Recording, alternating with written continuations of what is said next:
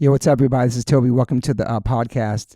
If you're a new listener, welcome. I'm going to give a big shout out to my day ones for the past 6 years, my subscribers, my listeners. I appreciate people who talk about this podcast, who share this podcast, who support this podcast, who write reviews for this podcast. Really appreciate all your support. I've been doing this for 6 years. I've been giving it away for free. So many people ask me why I don't film it, why I don't monetize on YouTube, why don't I charge people for it on Patreon? And their answer is because I don't want to. I love these conversations in my kitchen. I love the honesty. I love that people want to come back for 2 or 3 episodes, the reoccurring guests that I have all the time. I love it. No lights, no cameras. I myself do not like going on podcasts that are being filmed and have lights. I've done it a couple times. I'll probably never do it again. I don't feel like myself in those situations. So I want all my guests to be as comfortable as possible. I do have sponsors. The sponsors keep my shit going. They keep it alive. But I will never interrupt a conversation with an ad in the middle of it. People do that all the time, and I will never interrupt the flow of a conversation. So don't worry about that. But I do have amazing sponsors who I align myself with, who the products that I use on a daily basis. I've turned down so much money for sponsors that want to be part of this podcast with companies I've never tried or didn't align with. I'm very picky about who I have on my sponsors and have on this podcast. That being said, check out the sponsors. Joe, cue up the music. Since 1987, Rockabilia has been around doing officially licensed merch. No bootlegs from all the artists that I freaking love, from pop to hip hop to rock to hardcore to punk. Over 500,000 items on this website, independently owned, operated in the USA.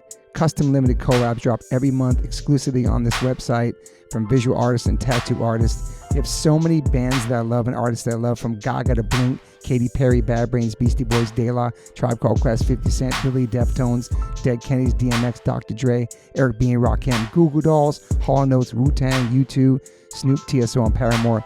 Those is to name a few of all my favorite bands that are on this website. I've owned t-shirts from all those artists throughout my life. Now I know to go here only. All officially licensed merchandise. Check out Rockabilia Instagram. Also go to rockabilia.com and use my code OLLC10 and get 10% off. That's rockabilia.com. Use my code OLLC10 and get 10% off your purchases. Thank you to Rockabilia for being our new sponsor. Welcome to OLLC fam. As we get older, we start paying attention to what we put in our bodies. I personally have been listening to my body since I was 18 when I went vegan. I've always been focused on my health. It's super important, mental and physical health. But it's really important for people who are just starting to get more healthy and trying to step up their life. Doing your homework, reading the labels, researching and verifying everything that's quality. It's part of the game these days. That's why I started drinking AG1s. I'm so proud to have them as a sponsor of my podcast. AG1 is a foundational nutrition supplement that delivers daily nutrients and gut support and is backed by multiple research studies so you can trust what you're putting into your body. We're all so busy these days, so just store a pack of AG1 in the morning into a cup of water and shake it up and drink it. I love the way it tastes. I do it every single morning. It's part of my routine. I bring the packets on tour. It's an incredible life changer for me. Many supplements only reference research from ingredients in their product, but I trust AG1 in my daily routine because it's constantly putting the formula to the test. It's backed by multiple research studies.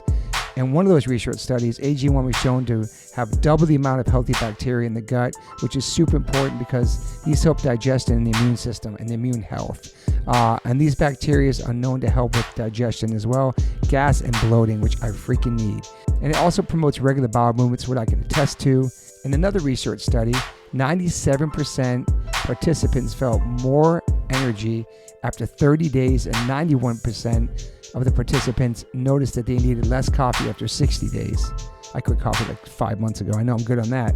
But AG1 is packed with a variety of nutrient-dense ingredients and is the perfect complement to my healthy diet. I drink it because I know it's going to work and it gives me a peace of mind covering all my nutrition bases for the day.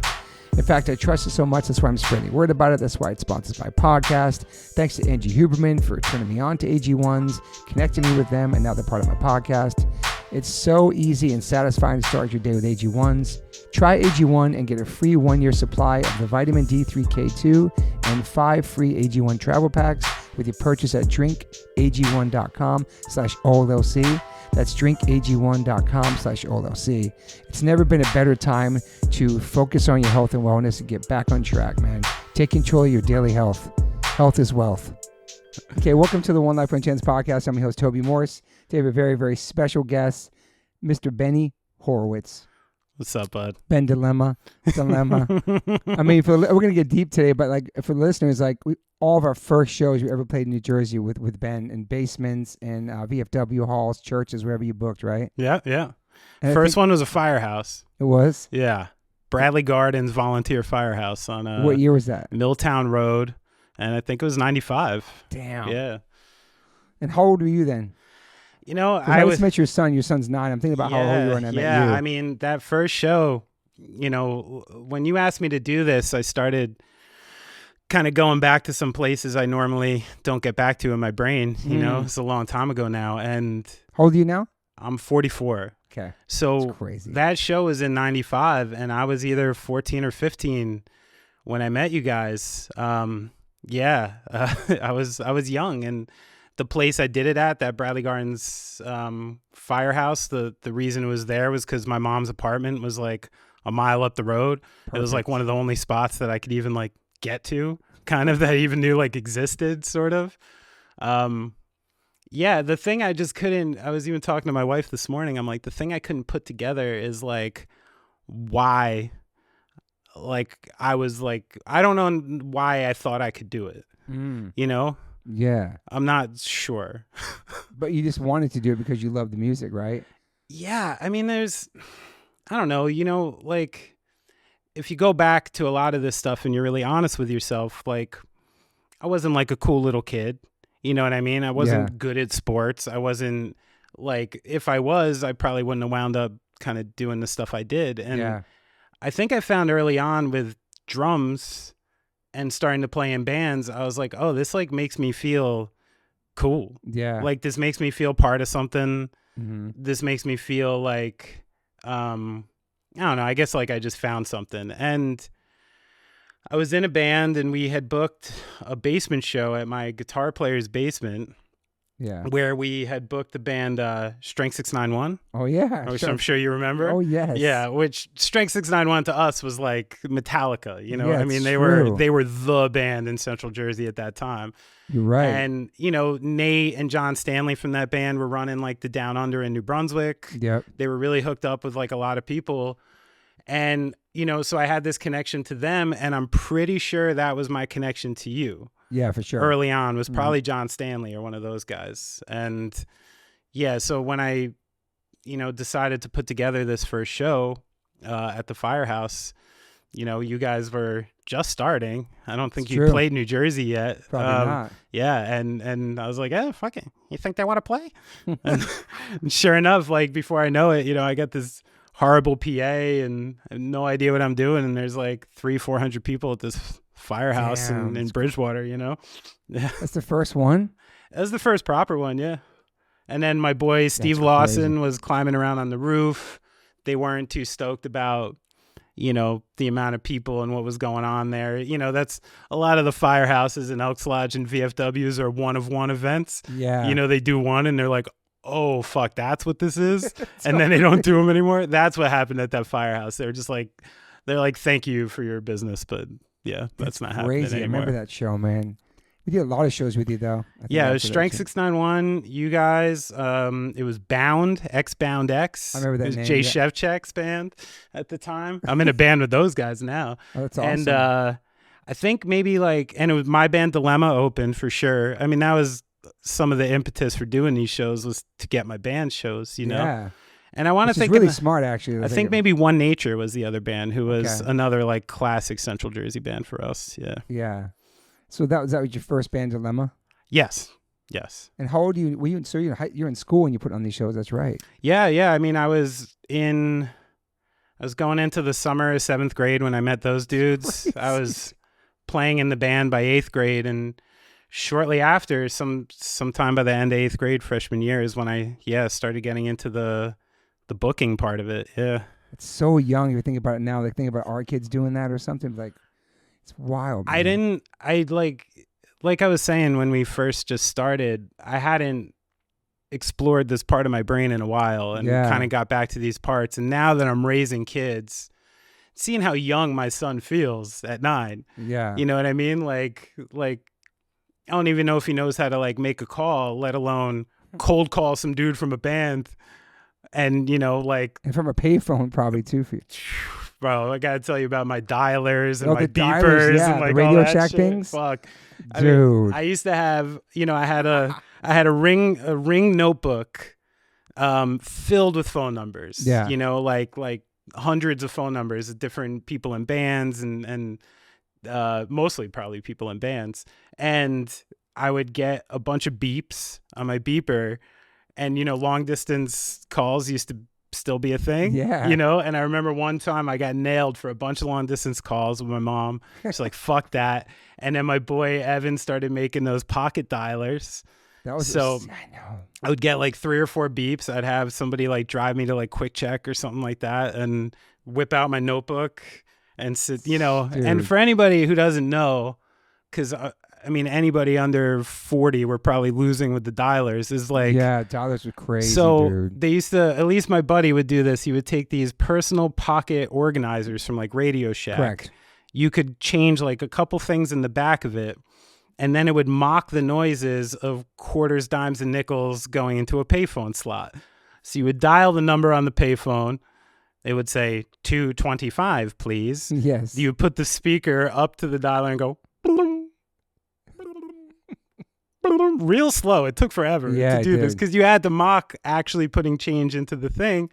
And half the time it worked. Every once in a while you get a sassy operator who's sure. like, nice try. Yeah. They were onto it. I get shook and hang the phone up, think they're watching me or something.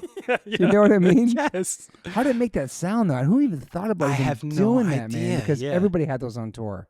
Yes, you had to at that time. It was that or the calling cards, like the prepaid calling cards. So like, obviously the operators caught on to that because more people started using it. Yeah. You know what I mean? It didn't last. I feel like it didn't last that long. A couple years, maybe. Yeah. It was. You felt like you were like breaking the law. It was like some kind of crazy thing. I mean, I guess we were breaking the law. I don't know what kind of offense that is, but yeah, it would be funny when they would say like "nice try" or try using real money. Like, and like you, I thought like Bell Atlantic police were gonna be like behind me, like stop right there. You owe us $1.75.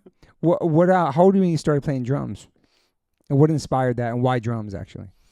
Yeah. So, I mean, the initial entrance into drums was, you know, there's a lot of music in my house, and my mom was a big music fan. That's cool. Rock and roll fan, specifically the band Queen. Nice. She was a Queenie and part of the Queen fan club. Wow. When I was a kid. It's legit. So, I had taken an interest in like 4th grade or something. You know, the cool girls from school had joined band. So every wanting young boy joined band. And I was already, I don't know why, but I chose the drums. Yeah. I had kind of a natural, like, I guess, feeling for pace because they just like put me right in the thing. And I took to it pretty fast, which was cool. And then shortly after that, my mom, for a second job, was a manicurist. Okay. So she had taken on like some night work, like doing people's nails, and she became friends with a woman from there. One day, my parents were already split and stuff, and I was driving around with my mom, and she said she had to swing by this house. One of her colleagues from the nail place. We go into the living room, and there's just this like giant 80s drum set, like Sick. many toms, you know, like the thing, like a proper like 80s metal drum set. And I had already started playing a little. I was like, oh fuck, this is cool. And it turned out this woman's boyfriend was like a local rock drummer. Tommy O'Donnell was his name. God, yeah. Yeah. And I took an interest to it. He let me beat on the drums for a little bit, and then periodically for a couple months, my mom would drop us there. She'd hang in the kitchen with this woman, like smoke skinny cigarettes and hang, drink tea. And this guy, Tommy, would show me some stuff. Like, oh, that's cool, man. But he wasn't a trained guy either. He would play records, play along, kind of show me, and then have me sit down and try. Like that was, you know, still kind of how I actively learned drums. It's like that process. Yeah. Yeah, and that kind of really wet the whistle for like playing drums, and maybe especially playing like rock drums in a band, you know, because my background wasn't like rudiments. I had to learn all that shit later. Like my background was some kind of old rock and roll dude showing me Aerosmith songs or something. That's you know. man. So yeah, and I convinced. I don't know at what point I got a kit. I got this. There's a company called Century who think makes horns and stuff mostly. Okay. But I found it at Pianos Plus on 22 in Scotch Plains, New Jersey. One of those like $100 full kit, full cymbals. Yeah. Yeah, and I started playing it. I was pretty into it. You know, when I first started, I was really into like classic rock and cock rock still. I hadn't really like found the stuff yet. Yeah. And then somewhere in middle school, in school band, I had met my best friend who was like a ripper skateboarder already. Did you skate too? I did after I met him. Okay, yeah. So he was a unique guy, this kid, Steve Lawson, because his older brother, Dave, was an old New Brunswick punk who had done the art for Uniform Choice, Screaming for Change. Wow. The one Shades Apart record with the maybe neon with the painting on the front. Like, so he was connected into the world. That's cool. And he knew Vision and like was like famously like the 10-year-old kid who would like crowd surf at Vision shows and like shit like this, you know? And so I met him, you know, and between, you know, that kind of started my interest into like more alternative music and, you know, and then somewhere by, I remember too, it's, you know, one of those weird sliding doors moments. Like, since I wasn't taking lessons, one summer hit where, you know, I was kind of just being a normal kid, I guess, doing normal kid shit. And I hadn't been playing a lot of drums. And starting in school in 8th grade, I had worn a Nirvana shirt to school. And one of the older kids saw it and was like, "Oh, you like Nirvana?" And kind of like was testing me a little about how much I knew about him and stuff. Oh, it's still, yeah. And turned out like they had a band that they were starting and needed someone, and heard I played drums. Wow. And I tried out with, I think Come As You Are, the Nirvana song Come As You Are. And that ended up being Dilemma, who was my first band. That's cool. Wow. Yeah. And really via those guys, that was another thing thinking back on this story, is that those guys were like a lot of my like entry into like maybe how to do it. Okay. You know, I don't think I had any fucking clue prior, like, what? Oh, you record in a studio. Oh, you put out demos. Oh, this is, you just ask bands to play a show and they show up. Oh, okay. Like kind of the fundamentals where I was like, oh, this is sort of the groundwork, I guess. Yeah. And then, I think booking shows for that band is kind of how I really wet the whistle to like start promoting. Crazy. Did you go to like a first rock concert or something before that? Did you see like a... My first one was with the first one was, again, my mom had a friend from work whose older son was in a band called Triple X, and they were like a local New Jersey metal band, I guess, and they played a show at Studio One in Newark. Damn. Which I'm sure you remember that legendary spot. Yeah. And like the women from her office rented like a party bus. Nice. To go see Triple X at Studio One in Newark. So I joined that group at some point. So I think that was like my first club show, but my first arena show was going to see Rush. Wow. Yeah, it was Rush and Mr. Big, 89 or 90 at the Meadowlands. Like, I guess at that time, the Brendan Byrne Arena in New Jersey. Yeah. It was Did you go with your mom to that one? Yeah, my mom and my brother. Your mom's sick. That's awesome. Ripper. So that was the Counterparts, the Counterparts tour for Rush. Yeah. Damn. Or no, the Roll the Bones tour. Roll the Bones. Yeah. That's a great one. The first one. Still one of my favorite records too. Roll the Bones. Damn. Yeah, I got into Rush later on through my son. He loves Rush. He's always playing Rush on drums in the garage and trying to learn their songs. And he kind of opened my mind to. I knew their songs, Tom Sawyer and all that stuff back then, but as you get older, you appreciate. Were you part of the like fuck Rush crowd? No. I was just never like a rocker dude until I got older. I appreciate more other things besides punk and hip hop, you know? They're one of those bands. They got those hardliners. Yeah. You know? Yeah. And I don't agree with it. Like, if you want to tell me you don't like Rush, fine. It's fine. Good. He's weird. Weird singer, weird music. You tell me Rush sucks? Yeah. No, fuck you. I got a problem with that. Like, I agree. We got to talk. You know? They got amazing drummer, amazing everything in the band. Tell me you don't like him is fair. But we're not having that talk. I didn't realize there's some serious people that hate on him. Huh? That's crazy. I feel like Rush and the Doors. Oh, yeah. Get an unusual amount of vitriol. And I do have a theory that if either of these bands were from England, I don't think any of it happens. If Jim Morrison great point. was like from Birmingham, he gets away with all that shit and people think it's cool. Yeah. There's something about him being like a handsome California dude that like knocked people's cultural sense of the doors off, you know? Interesting. I think. Like, where's he from? What has he done? All that stuff. Yeah, like people were snottier about the like artistic immersion experience from an American. Was Rush from Canada? Rush is Canada. Wow. Yeah. I know that till way later either. I thought they were American band as well. I think they're straight Toronto. Damn. I know Geddy Lee's got one of the biggest like private baseball collections in the world. Really? Yeah, he's like a nut job baseball fan. Wow. Mm-hmm. Interesting facts. Rush, you know. How were you as a kid in school? Like, I know you're going to shows super young and you get into music. Like, you didn't play sports, obviously you said, but like good grades. Was your mom strict about school? And no, it was kind of unique. So, my father was an educator. Awesome. Principal, superintendent. Wow. He's got a doctorate in like education psychology, and he was Amazing. actually, by third grade, he was the superintendent in the district I was in, which was strange, you know? Yeah, that's crazy. So I was kind of raised with this, like, I guess when I was little, I used to really test well and, you know, kind of was maybe like projecting to be some kind of like advanced child. Like I even kind of skipped kindergarten. Like I was 17 when I started college, like because of some weird shit like that. Yeah. But there was a lot of like pressure, you know, and this like expectation. And then somewhere around like, you know, 3rd, 4th grade is when like my family kind of started splitting up. Okay. And subsequently he also like kind of publicly lost that job as superintendent and like court case, newspapers, like, it was like a thing in the district we went to, you know? Wow.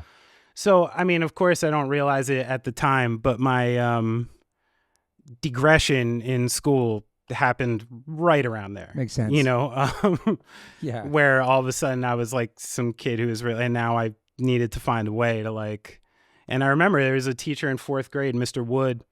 He was the first guy who I was like, the work was fine, but there was just this personal injustice thing where I was like, fuck this guy. I'm like, I don't like this guy and I'm not going to work for him. You know, and it was kind of this weird hard line I started setting with school and stuff. And it kind of consistently stayed. Like I basically always just saw school as like something I had to do. Yeah. Same. Education was really important in my family. I mean, 2 of my grandparents are immigrants, like straight up New York, first generation immigrant thinking, like college was what you did. Yeah. Not going to college is like the exception for that kind of culture, you know? Yeah. So when I started breaking away from it like that, you know, it was a very failed potential, I guess, kind of thing, and led to a lot of stuff. And it pretty much stayed that way till I finished. I basically did just enough to graduate, to get myself out of school every day and out of there. And by, like we were just talking about, 7th, 8th grade, my real interests were well outside of school. Yeah. I was hanging out with motherfuckers like you by then. It's crazy. You know what I mean? Yeah. Where like, you know, and I remember like some kids I was like best friends with in middle school. I don't even remember them in high school. Yeah. Because I think I just really was like fully immersed into just like checked out, just thinking about skating, shows, bands. I mean, I remember being in detention for just being late, and I'd have a Heart Attack magazine, and I would like go through the reviews and like weird shit with my brain where I'd be like, all right, how many bands are in here? How many start with the letter A? How many start with the letter B? And I'd start making like these weird charts from like the magazines and like just weird shit, but really hyper obsessive about like that shit, you know? About music, Yeah. And, you know, but also I think now that I look back on it, I think there was, I had a failure of like particularly male leadership. And I think a lot of the people I met, maybe you being one of them, the people who were older that I thought were cool, that I thought knew something, who would pick up the phone for me. Yeah. I'd chat those fucking people up for hours on end. I remember some of the local promoters, the guys who were doing the Princeton shows in Middlesex County. I just knew them from the promoter world. I'd just start calling them.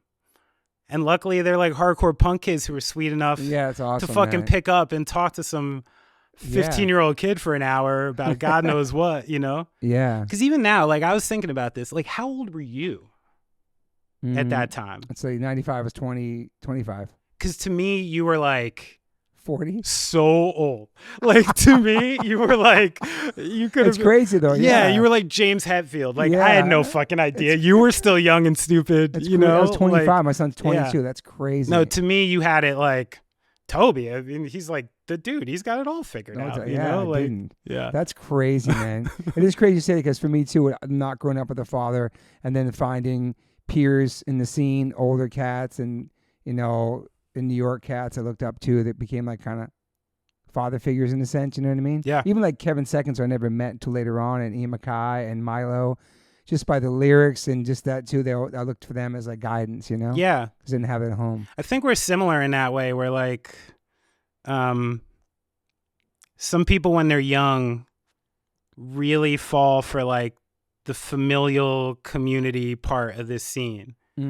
It's people who really believe in it and really believe it's special and important, and that's like what the core of it is. Yes. And you and I have seen how many fucking people come and go. Yes. You know, hundreds, thousands maybe. Yeah. But there's something about that core belief that's just like, it really can do beautiful things for people. Absolutely. Especially if the older people are not gatekeepers. Yeah. And they're open and welcoming and like, you know, I don't know. It's still it's true. Yeah, I could cry talking about it. It no, still it's means true. so much to me. Me too. Like, me too. Yeah. It was such a welcoming place and a place for us to go and escape whatever happening at home or school, all that, right? That's all you thought about in school. You're like looking at magazines in detention, obsessing on it, man. It's like because it's this kind of secret world that we only know about. You That's know? right. Do you know what I mean? Yeah. And a place to escape to and can be yourself and be creative and play music. Yeah, obviously. Were your parents bummed that you were just taking the music route? No, I mean, you know, my mom particularly. So, I mean, that was another thing that happened with my family was as cool as my mom was and open for that stuff. You have siblings too? I do. I have an older brother and older sister, but like significantly older. Okay. My brother was like into some like alternative music, went to City Gardens a bunch. That's cool. So he was like doing the thing, not as like punk and hardcore, but like doing the thing a little bit. But you know, one of the reasons my family split and the things that happened after was like my mom had a fairly serious like mental decline. Damn. Okay. You know, so by, you know, it's one of the weird catch-22s about the whole situation is like, I never would have had that much space and the freedom to do the kind of shit I was doing, you know, like spending weekends in, you know, New York on all your shows and staying wherever the fuck I wanted and doing the thing. It wouldn't have been available to me if my mom was super engaged at that time, you know, like, but she also had a true love for rock and roll, a true love for the narrative. Awesome. I mean, when I was a kid, she was a secretary at the prosecutor's office, and she wrote a like 400-page novel about a fictional rock band called Outward Graces. What? Yeah, like, and it's, you know, that's amazing. That's awesome. You know, and Goldmine magazine was getting sent to the house, you know, to check on her record collections. We were going to record shows on the weekends, you know, those like ones at the Holiday Inn and that's like cool. So even though like the functional like core support might not have been like the dream was alive and she was down, you know what I mean? She was backing you. Yeah, so trusted you to be out there. A lot of dilemmas for shows and stuff. I mean, I was getting to those shows putting my drums in my mom's Ford Tempo and she would show up to the shows and like, so that's cool. You know, it was like dysfunctional but just what I needed at the time, I guess. Yeah. She knew you were safe. She knew you were doing something you loved. She knew you weren't like a bad, crazy kid, right? Yeah. You weren't really a wild kid, right? No. Yeah. No, not at all. Like, I think she always knew that about me. I always wound up in fucked up situations with fucked up people. Yeah. Consistently. You know, and there might be something about me that draws that in. I'm not sure. But at my core, I don't like stealing. Yeah. I don't like lying. Yeah. I don't like I am a really like moral person in that way. Like I have a hard line of like morality myself. So I do think my mom saw something in me that was like this kid's weird and like he's on a weird path, but I trust him and like I'm gonna kind of let him go on the path a little. And I don't know how much of that was like being cool or being checked out. I'll never know, but fuck it. It's like it's what needed to happen at the time, you know. Did you party at all as a kid? No, not crazy, but I, you know, like to drink and smoke weed. Sure. There's a reason like when you were younger, all the straight edge guys were mad at me. Remember Nate Gluck asked me to be in that band Weapon X. Remember they did that? Wow. Ensign did that side project band, which is another band now at court. Yeah, that's like, crazy. And he asked me to do it, and I was like, guys, you know, I love it, like, but you know, I'm not straight edge, right? And they're like, what? Ben Lemon's not fucking straight. They were pissed. Like really? the Ensign guys were like, pissed. Were you supposed to be straight edge? I guess I just never did it in front of them, and they thought I was. But I'm like, guys know I've been stoned at like half your shows already, right? Like, sorry. I'm like, I believe in Posicore. I believe in that shit, but I'm stoned in the circle pit. I'm sorry. Like, I love that shit. How many years did you book shows for? A few pretty hardcore. Yeah. Like from like 95 to 97, 98, we were really like doing Manville Elks pretty regularly with my buddy Matt Leviton. Yep. And yeah, I think pretty much like sophomore, junior, senior high school, it was like what I was doing, you know? And then were you working at all either at that point? Or always, no? always. I had. Oh yeah, I have a list of your jobs, dude. Oh my god, dude. Bro, I just saw so many fucked up jobs. Pizza delivery, youth camp worker, bagel baker, deli line cook, full-time production, Rutgers Daily Target. What is it called? Yeah, the Daily Target, the newspaper. Yeah, you had tons of jobs. Tons of jobs. Yeah, I was part of it. I think one of the reasons I get a little shitty now in the music industry is like I had to, like, we were broke. Yeah. You know, so it wasn't like, this wasn't like, oh, working for fun. This was like working to live. Yeah. Like if I wanted to go out in the weekend and have enough to fucking go to the show or go to the diner or do whatever the fuck everyone else is doing.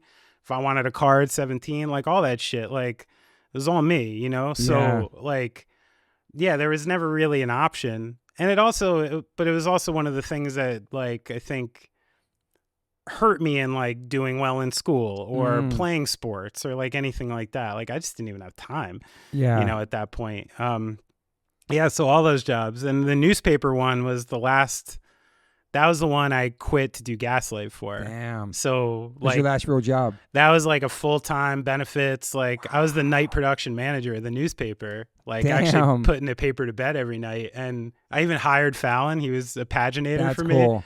And a lot of people don't know this, but the early Gaslight stuff, like the first demos, the CD demos, were all burned and created at that office. That's cool. I would just wait till the paper went down and then get like 6 CD towers going and just like nice, you know.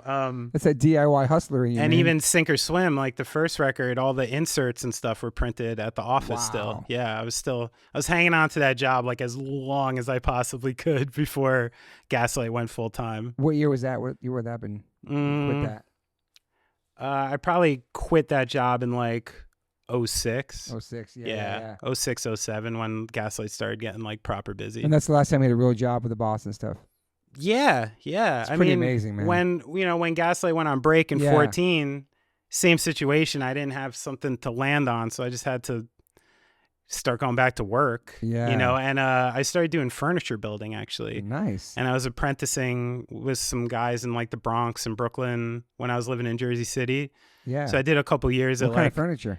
Most like nice, like inside dressers, shelving, Sick. like those kinds of units. Yeah. Like high-end New York-y kind of shit. Some bougie. Yeah. Stuff I could make but can't afford to buy. Yeah, basically. So you just figured out, you started working there and figured out how to do it? I knew a guy who was doing it and ran, you know, old indie rock dude I knew. That's cool. I was just making beautiful stuff and I always had an interest in it. And my father is a real like proper academician. Okay. In the way that he would say like, he would like hire someone to mow our lawn and not be like, oh, I don't have time, not say something cool. He would be like, you know, that guy does that and I'm supposed to be using like my mind, you know, like this real kind of like shitty way to look at Wow. it, honestly. And I think it left both me and my brother with a little like, all right, like, we need to be more manly. Like, I think it gave us like some weird kind of like manly shit that we had to compensate for. Wow. And then I married into a family of like dudes who like work on cars and shit. Okay. So if I'm totally honest with myself, some of it is sheer overcompensation. Like, you know, it was like, I have to build something. I got to figure out a way to like be a little more Ron Swanson, you know, like, and yeah. Wow, man. And now that I know how, and it's made me all tougher and stuff, like I don't know. I don't know if You're a good handyman now? I am, but I don't like doing it. Yeah. It's become a weird thing. Like I'm good at fixing stuff.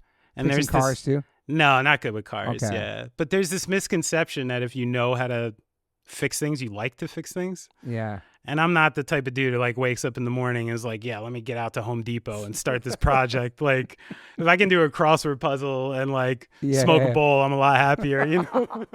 You can fix things around the house and I can a little bit. Yeah. but it's good to have a skill. Yeah. It's a nice skill set to have. I always thought it was cool that Roger from AF used to live in squats and he learned how to do electricity. He can do electric in a whole entire building. That's awesome. He went to like school in Florida to build motorcycles, so he has like a thing to fall back on too. Yeah. It's nice to have something, especially when you get older. I think it might be the most important thing for a musician. Yeah, for sure. You know, I was interviewing that Ryan Patterson recently, and you know, he's such a hustler, and he's got like, you know, clothing lines and all these different bands and stuff that he does. And I was kind of asking him, like, what do you think are the best ways to stay independent and stay creative? And he was actually saying that creating that alternative where like the art doesn't have to be your money is what gives you freedom in the arts. Absolutely. You know, man. and if you can find a way to make your way and not like have to bend your art to make money at all, then like that is the greatest artistic freedom. So that's so true, man. I think it's a huge thing to tell people who are trying to get into music of any sort, because like, I mean, you know as well as anyone, like 99% of the people who are going to try aren't going to do it full time for any variety of reasons, not talent. You know, like so many different reasons that can keep you from doing it full time. But if you got the love for it, you're going to be doing it forever. You got to find a way to like free up that side of you, you know? Yeah, 100%. So it doesn't feel like a job and you have to do it to survive. Exactly. Because there's a lot of bands that I know that's all they do is 100% their income. And it's like when the pandemic hit, it was different for a lot of my friends. You know what I mean? They hit me up asking me about how to sell merch online, how to do this online. And I felt bad because they're my friends, but they're also in really important, powerful longevity bands. But like, you never know when it's going to be over, you know? It's like having like a retirement thing and even consciously or subconsciously, it's changing your concentration, right? You know, because if you know, shit, I got my kid for the next like year, and we're putting out this record, and I'm really loving this weird shit right now, but on our last record, this riff was the biggest song, and this and that. Like all of a sudden, you start dictating your art on the fact that like really basing it off how people will react to it, which is not necessarily a bad thing. I mean, this is pop music. Like you're still trying to write things that people are gravitating towards, and you know, like especially in, you know, standard rock music or something where you're writing choruses, you're writing shit. So you have to like dance in that lane, but it's a really nice thing to not have to write a certain way or like cater to a certain thing. I agree, man. And that's where I think people lose freedom once you get in that ground, because, you know, a lot of the people, when, you know, you go full time when you're 18, 19, you never had a backup. Never. Your band blows up in your early 20s. This is what you do. Yeah. And then all of a sudden, you know, one motherfucker quits, someone gets canceled, some bullshit. And now you're 26. I never did anything else. Yeah. It's like a little bit of a fool's errand to try to make the second band as big as the first. Like it doesn't happen that often. That's a hard move. It's a hard task, you know? People starting over brand new bands and stuff. I went through it myself. Like, you know, I really thought when Gaslight went on break that being the drummer in Gaslight Anthem was going to hold a lot more fucking weight than it did. You know, it didn't. Damn. Like, you know, and then all of a sudden you're in like Europe, like in some squat house playing to like 8 Gaslight fans. And you're like, fuck, like, Dude. this might not be the right That's move. a crazy reality, you know? man. Yeah, no shit. It's crazy because you're like, yeah, it happens to a lot of people. Like try to restart and start something new, and or just do a comeback. A lot of the comebacks are working for a lot of bands. Like the reunions, it seems like everything's bigger than ever now. Yeah. And it comes from a different place. It's like sometimes you see these bands get together, right? Of like, this is like 5 of my favorite artists from like different bands in the 90s. Yep. How could it be bad? Yeah. You know, and then they get together and it's almost like they're too good. It's like they're all so proficient and doing it for so long already that it's too good. It's not exciting. It's not going anywhere new. They got their shit mapped out, you know? Like when you're writing music and like you're from a different point of view, it just comes across differently, you know? Like the super groups. Yeah, like how often does that work? I know, it doesn't. Like the only way to make it work is to be like, you know, Europe or something like. Yeah. It is interesting though, like the whole, I don't know, like just not having, I just want to do music forever and this is all I'm going to do is going to be my career. And then the realities of that, it's not reality. I don't know. No, I mean, and the only way it's reality is if you're like a proper grinder on the other side. Yeah. You're a union guy in an orchestra. If you're, you know, like there are ways to, you know, you can teach, you can do like there are ways to like grind your way through the business. And, you know, in that way I would tell people to get trained, go to school, learn how to read, you know, that'll open up a lot of options for you. But doing like the rock band thing, you know, it's such a different beast altogether because you're always dealing with the secret sauce. Yeah. You know, the thing that makes a rock band special is like the secret sauce, you know? It's like the thing that nobody can quite put their finger on. It's true. And then you see a band blow up and like how many like mini Turnstiles are there going to be in the next 2 years? A lot, man. A lot, you know, and none are going to be as good. Yeah. We already know it. Yeah. But every label is going to start looking for it. They're That's gonna, true. They're going to say, yo, do this with your sweater. Yeah. And there's going to be all these like little lookalike bands and, you know, you already know it's coming. Yeah. It's pretty wild. Yeah. You just think about now how you tour. I met your whole family today. Awesome family. Like, thank you. Now you're older and now you're with your family out here. It's like so different than when you were on tour, when you first started. No shit. Do you still love touring and traveling? Yeah. Yeah. I mean, playing shows is like, it's like the build up to playing a show and playing the show and doing the thing is something like, it's like mechanical inside of me now. It's like, it's like, I don't really know what to do when it's not happening. Yeah. I will say with the family and a different kind of like mentality towards life, the actual touring part is probably harder. Yeah. You know, like it's physically tougher. It's mentally tougher. I used to leave for tour. I used to leave nothing. You know, I'd be leaving some fucking shit room in New Brunswick that I could barely afford. Yeah. And then all of a sudden I'm out with like Nora. I'm out with like my friends' bands and I'm like cruising and I'm like, oh, fucking chips, beer. Like, I haven't been in a hotel room in 3 years. Like, this is cool. Like, so it was really exciting back then. And I mean, shit, I have journals. Like, I was such a writer and I was so like into the moment. You know, I recently found my journal from my first tour in Europe. I was filling in for that band, the Cable Car Theory, from Staten Island, and went on a 7-week sprinter tour in Europe for my first European tour. And, you know, now looking back on it, knowing the logistics of what I was actually doing, crazy tour, dude. Like nightmare crazy tour. I read back this journal. I was a pig in shit. Damn. I could have cared less. I'm like, there's whole pages of me clearly like 5 o'clock in the morning getting drunk with a room of Germans, learning weird German expressions and loving my life, you know, like, like I was so immersed in the experience. And now, you know, like I'm fine with like going back, eating something, watching a couple episodes of The Office and passing out. Sounds great to me too. Yeah. Just as good, maybe better. So I think it took some like reframing, and kind of getting rid of the FOMO stuff of like, oh, this is going on tour. Oh yeah. You know, like, Yeah. but being like protecting your own energy and being like, you know, oh, maybe I don't want to do this. Like, and that's hard to get over too, Yeah. you know, but you also don't want to do it too much because then you're just isolating yourself from the thing, you know, Totally. which isn't good either. I also moved 5 years ago. I was part of like the great COVID exodus. We were out in Jersey City for 15 years, Super close to the you know, city. like, yeah, but you City know, got wrecked. really That was urban brutal. shit. You know, public trans. What and area were you in Jersey City? We were in down Van Voorst Park, like right in like historic downtown. Yeah, I used to live by Grove Street. Oh, that's where I lived. Yeah. Yeah.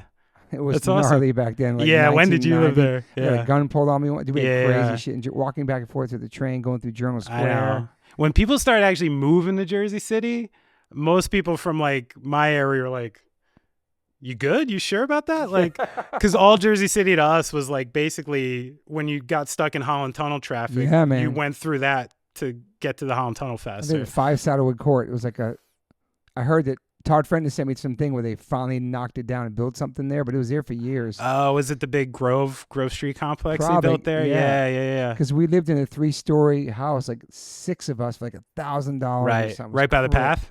Crazy. bro. Yeah. Jersey City was wild. Queen Latifah had like a video store down the street. Yes. Yeah. Yeah. She still owned the building when I lived there. Most Def was Really? living there, like right there when I still Wow. lived there. Also, Hoboken's like popping too, bro. Yeah, but both of them became like, well, not all of Jersey City is big enough where you like can't gentrify the whole city. Yeah. Like it's got a lot of real parts still, Yeah. but like that downtown part and anything around the path has gotten pretty Hoboken-y and like Damn. where it's like, it's where people live like post-college, pre-putting your kids in school. Okay. You know, it's become like a little But bit it was chill when you lived there, when you just lived in there. chiller. I'm not going to say like we were, you know, the early, you know, Mhm. because like you knew, like the first people I went to Jersey City that started gentrifying were kind of like the artists from the city who Yeah. were looking for cheaper space, Yeah. you know, and that was happening in like the 80s. Yeah, for sure. So there was this whole crew of like embedded people when I was moving into the neighborhood that like owned places there and had been there for a minute. It kind of Yeah. helped me out, actually. The dude who ended up renting me my drum space in Jersey City Nice. was a dude who played keys for like Patti Smith and Oh, John wow. Cale and all these cool people. That's like awesome. Great dude who owned a complete bottom of a building in Jersey City and turned it into like weird rehearsal spaces. So I split a room with another drummer and paid $125 a month for It's great. for years, like for this space. So you did it for a And- minute, okay. yeah, yeah, for over a decade. And so yeah. during COVID, you just went. Yeah, and then we were part of that. Like, we ended up hiding in a beach house for a few months during COVID. We had access to one, and Wow. I had been wanting to get out of the city for a while. I'm like from, you know, I'm from a New York family, Yep. and like, I never really wanted to live that close to the city. It always stressed me out a little bit. Yeah. But I was full-time touring when I met my wife. She Okay. was living in Tribeca when we Okay. met. She lost a place and was like about to go to Brooklyn. I was like, if you go to Brooklyn, I'm like never going to see you again. Yeah. Because I'm not fucking going out there. And her brother was living in Jersey City at the time. And it felt like I could care less kind of at the time. Because you weren't going to be staying a lot of time. I was like, there. I'm not going to be there much. Like, whatever you need, you're going into the city. Damn. And then, you know, like 13 years later passes and you're like raising 2 kids there. And you're like, oh, was this actually like How are the schools there? terrible? Okay. Yeah. And that's part of the problem is like, you know, the developers and the people like that put the money in first. And all the back end stuff like takes so long to catch up, you know? So Yeah. it's like all the people move in there with their money, but they're not putting any more money into the city and they're sending all their kids to private. Yeah. And the public schools still don't get any more money and stay Yeah, it's whack. fucked. And like, so it's a bad situation there with that, unfortunately. And I went through like a lot of mental exercises about it because, you know, I think like I believe in staying places like that. Yeah. Like I believe that like if you commit to a place, you commit to a place and you try to make the place better and this and that. But then I was like, am I willing to use like my children to carry out the thing that I think is cool? Yeah. And I'm going to give Yeah. them a very different childhood based on like something that I really think. Yeah, you believe. Yeah, yeah. And I had an opportunity to kind of give him just like a sort of easier, cushier kind of thing, you know, like, and yeah, and I think it's good. I think so you went back into Jersey, deep into Jersey. Yeah, I'm like deep into Jersey forest now. I'm like kind of a forest guy. That's cool though. Yeah. So no city for you, really. Yeah. No, just for shows. You got woods around your house? Yeah. Wow. I got over an acre now. I got amazing. part of a pond. Sick. I've become really like involved in working outside. I got the chainsaw. I plant trees. Nice. I grow potatoes and squash and What? like, yeah, it was like, That's amazing, man. I was ready to like do this kind of thing, and like I get bored quick, so Yeah. you know, like I get into it. Like That's cool, man. Yeah. You're always outside doing stuff. yeah, a lot. Like yeah, I die to be outside. So that's one of the reasons where touring gets harder. Is like Yeah, you know, man. you spend 3 days in like a backstage or a bus, and this like even just something simple like getting some sun on your skin Yeah, man. is like you forget you actually need it. Yeah. You know, and you're like, so why do true. I feel like shit? Yeah. Oh, maybe because I haven't seen sunlight in like 2.5 It's crazy. days. We've gotten just like put your head up to the sun, close your eyes, and how it feels in your face. It's just like, dude, it's so important. I feel like we're like fucking Superman. Like if you Yeah. don't, you got to repower from the sun every once in a I while. know. But people say go out in the morning and look at the. You know Andrew Huberman. Who that Yeah, is? yeah, Yeah. It's the homie. It's like he always says, go outside and look up at the sun, close your eyes in the morning and shit. yeah. It just feels so nice in your whole body, man. Oh, bro, I'm such a hippie. I grab my coffee, I take my socks off, and I earth in that shit. Do grounding, whatever. Hell Yeah. like any chance I get. If it's nice out, I like, gotta do that, man. I need to try yeah, that. yeah. I mean, I feel it there too, because it's like, you know, it's a weird part about being American in general is like the youth of things, right? And like my father's going to turn 80 in November. Wow. And just mathematically, I put it together that like weird. My father has been alive for like 33% of this country's history. It's crazy. Yeah. Which is weird. Yeah. Kind of weird to think about. Like 1/3 of this country's history, he's been alive for. It's pretty amazing. Right? So when I'm at my house and like I'm in like the hot seat of the Revolutionary War now. Okay. Like all the old Revolutionary War, like battlefields and where like Washington crossed the Delaware That's and all where that. you're at? Wow. That's where I live now. Damn. And, you know, and you don't have to go much farther back than that to find the native history there, which is Yes. really rich. And there's still a ton of stuff to see and do. So it's like, it doesn't take much for me to see like where I live as like, I don't think I own anything, you know? Yeah. Like, I really feel like I'm a steward for this place for like a little bit.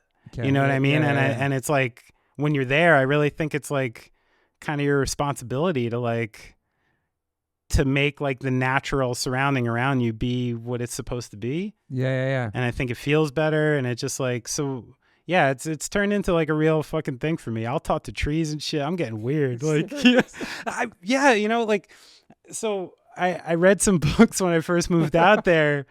One called Finding the Mother Tree that I would recommend to anyone, Susan Simard. Okay. And she did like decades and decades of work in the logging industry about like, you know, not only pesticides, but monocrop, you know, like buildings. So they would knock down a natural forest, and in order to remake the wood faster, they would only use one type of tree. Okay. Which like there's all sorts of natural issues with doing that. Okay. And she started doing all these studies on the connectivity of the forest, like essentially like the fungal systems under the bed of the forest Wow.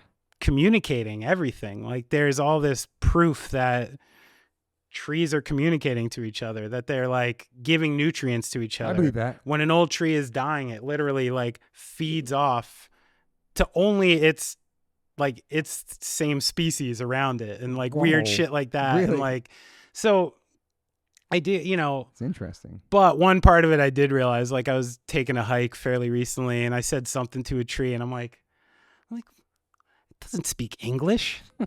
Fucking stupid is that? Like, why would it speak English? Like, it's got no. So I do think like if Wow. you're actually using your words on it, that's probably dumb. But I think it probably feels us or like can communicate in a different way, maybe, you know, like, Yeah, I don't think it knows English though. It probably gets lost in my New Jersey accent. Did too. you always have a connection to the stuff, to woods and trees like that until you moved out of Jersey City? You ever even think about it? No. Wow. No, pretty not cool, really. actually. Like, it was something I was drawn to for a while. Yeah. Like, I did some stuff. I went on some like cross country like camping trips with one of my boys when I was like 18. Yeah. Went out to like Glacier Park and Yellowstone, and That's sick. but I mean, I'm in like New Balances. Like, I had no Yeah, idea what yeah. I was doing, not like proper hiking shit. And so no, it was something. But I remember when I lived in New Brunswick, you know, I was living in like a lot of shitty punk houses, and Yeah. I moved to the town Highland Park right across the bridge because like even back then in like my mid 20s, I was like, I'm sick of bars. Yep. I'm like, I want trees. I want quiet. I want like, so there has been something like calling to me for a while, I think, to like get out there. Yeah. But then I started just full-time touring and doing the thing, and like, you know, life caught up for a while. So but I got out there eventually. Yeah. Now you're out there now. Yeah. Let's go back to real quick. Yeah. To so Dilemma and the book and the shows, you said maybe to like 1997. How long are you in Dilemma for? Couple years, Yeah. not even, maybe. Yeah. Like classic story. Like we were in the band, and I, because of the shows I was doing, had started like meeting people, Of course. and I had booked Eldridge Anisette, who was somebody was related to someone from Boy Sets Fire in the band. They sure, were from okay. Delaware. Okay. A female singer, really cool. That's cool. And I booked them in Jersey and then got a show in Delaware. But I was like 15. My band members were 16, 17. And the singer like quit the day of like Oh, sure. leaving. He became like a stoner lacrosse player shortly after. He was a hardline straight edge kid just before. Wow. One of those guys. It happens. Yeah, happens. Yeah. That's Morris County Youth Crew. That's right. Oh, you remember MCYC, I'm sure. Yeah, those are the North Those Jersey kids boys. still around? Sure, some That's of awesome. them. Okay. Yeah, some of them. I know Matt Molnar and from Uprise is still The around. Uprise, that was the band, dude. Yeah. Like I still see those dudes kicking around a little bit. So yeah, he quit, and then I think that's when I probably really started going full bore into just like booking shows. That's when like the Manville thing was really taking off. Yeah. I met Matt. Matt was a few years older, Matt Leviton, who I was doing shows with, who ended up subsequently getting injured in the accident we did the big And festival how is he for. now? Still, like Is he still in Jersey? he's back in Jersey now. He's been actually in Somerville, where I'm from. Shout out to Matt, man. Yeah. I remember hearing that story.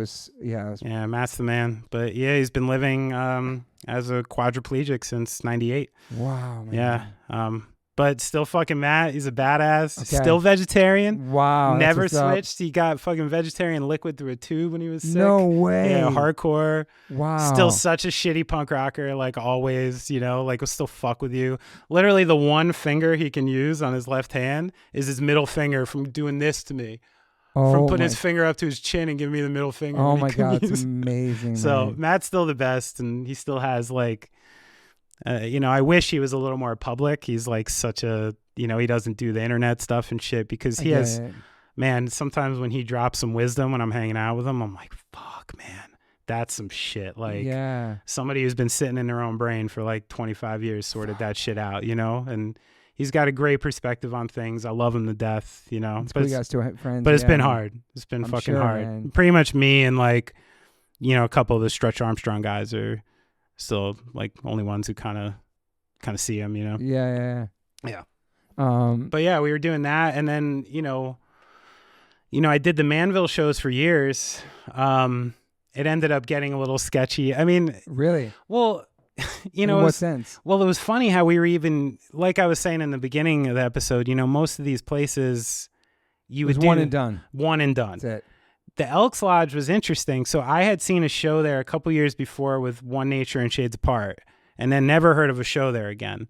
And when I was looking for venues to do shows at, because I went to a Knights of Columbus in like Dunellen and had a whole show booked, went to put the deposit down and got called the F word by a bunch of drunks. Oh, God. And like, because I had an earring and stuff like that. Oh, like I was Jesus. dealing with some, I remember too, my mom was waiting outside and I had to make the decision. I'm like, do I tell her? and and this fucking Knights of Columbus is about to get a car like driven into it, or do I not say shit? I didn't say anything. It's crazy, like the earring. It was one earring so that literally had a shocking bunch back of then. grown ass men calling like a 16-year-old like fucking- that for it. Yeah. Oh my God.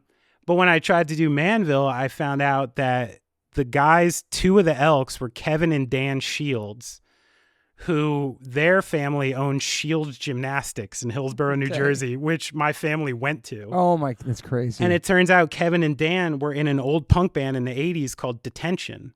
Wow.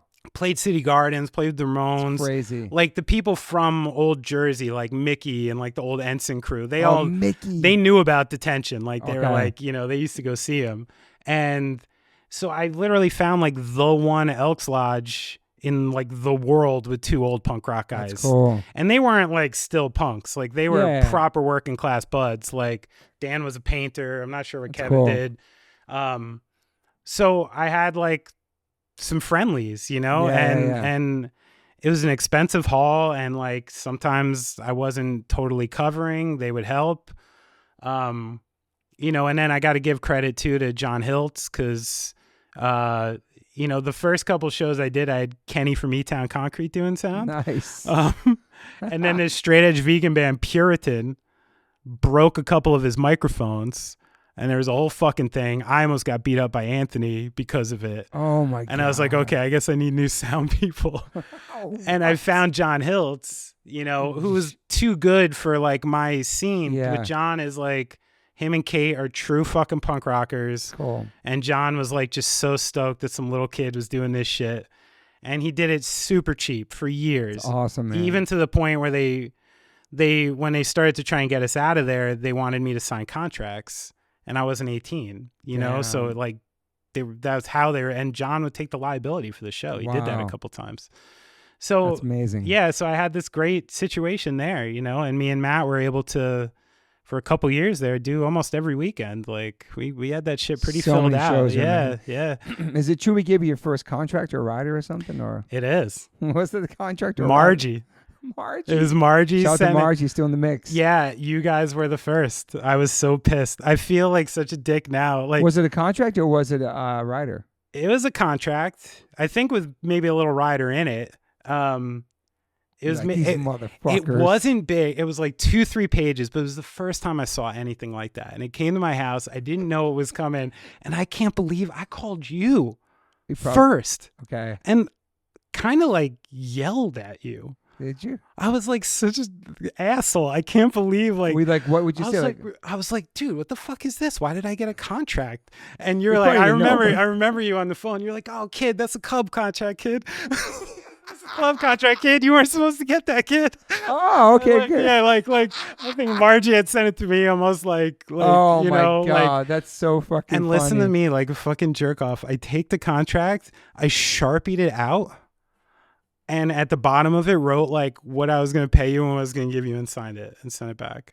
Wow. Yeah, like That's so. like that's what a little amazing, yeah. asshole. Now that I know the music industry, I'm like, wow. That's fucking. If I ran crazy. into that kid, I'd been like, what a little fucking dick. Yo, kid, that's a contract for a club. He's like, that's a club contract, kid. I'll always remember that. So it wasn't supposed to be sent to you. Obviously. Probably not. Yeah, but it was for one of the Manville shows. But it's crazy because Margie wasn't even her booking agent. Was it oh, Stormy? really? Stormy. Oh, Stormy. I'm sorry. It was Yeah, I was Stormy. like, It was Margie. Stormy.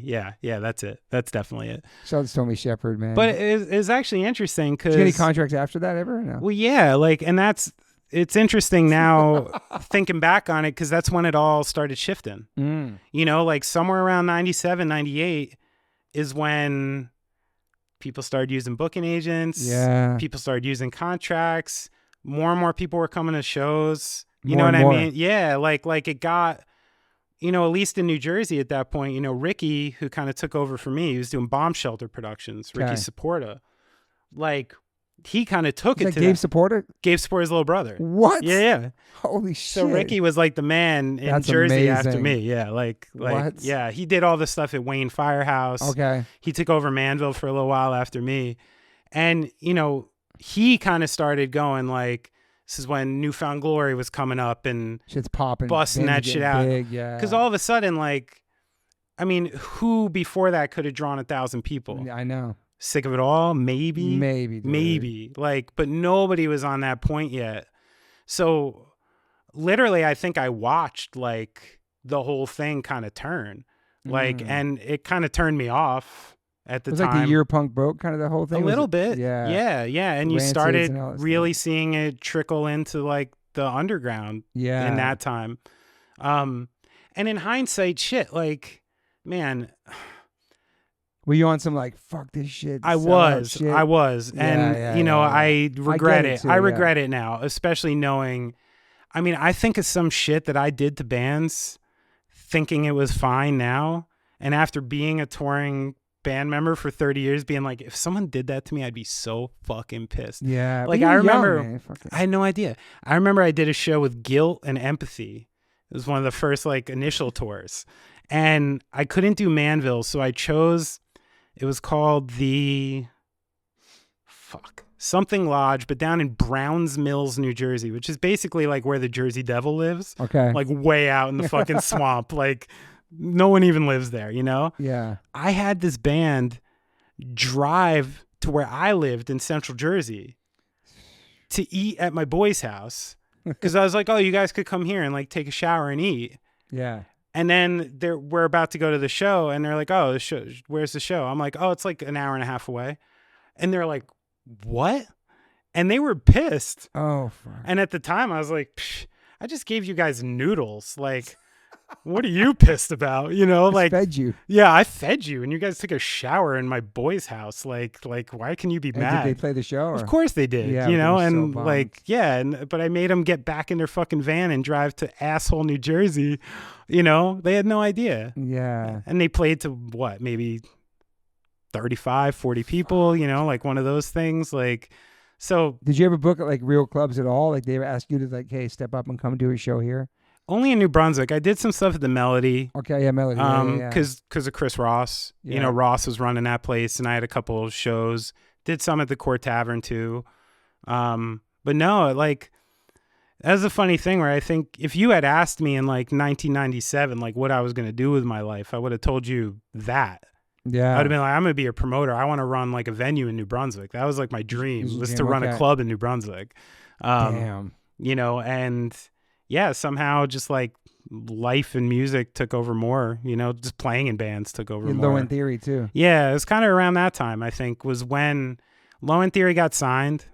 You know, like we got signed to Eulogy. Oh, wow. And, you know, like the dude from like Poison the Well was booking our first tour. And like, you know, there was this. So I think I started going more for that. That's when I started kind of traveling around with Nora. Okay. I was like their roadie for years, just to get on the road. Yeah. And do that kind of shit. And yeah, it's kind of took over from there. Did Low End Theory do a lot of touring? A few. Yeah. A few. But classic story of just like people quitting and like, you know, up and down for years. Yeah. Damn. What if Tribe ever knew there was a band called that? I met him. Really? And gave him a demo. Yeah. What? You met Q-Tip? 100%. Yeah. Q-Tip? So when that's amazing. When Thursday was signing to Island Universal, they played a show at CB's. Thursday did. Yeah, Thursday did. And I was there, and because of the Island thing, somehow Q-Tip was there. At CB's. What? And of course, everyone in the place is like, holy shit. It's like Q-Tip. You know, he's a big guy too. He kind of like, like, he's kind of jacked. He's a presence. Yeah. Like he's a presence when he's around. He's kind of intimidating. And of course, you know, me, like I had demos on me. Of course, you know, like I'm at CB's. I gotta have demos on me. So I walked up to him and I was like, yo, like, this is the name of my band. And he saw a Low End Theory demo. He like double took. I was like, no disrespect. We're huge fucking fans. Like it's not hip hop, but like we love you guys. And like, you know, like have a great night. Like, is he cool? He's cool as fuck. Had a beautiful woman with him. Like, of course. So intimidating, you know?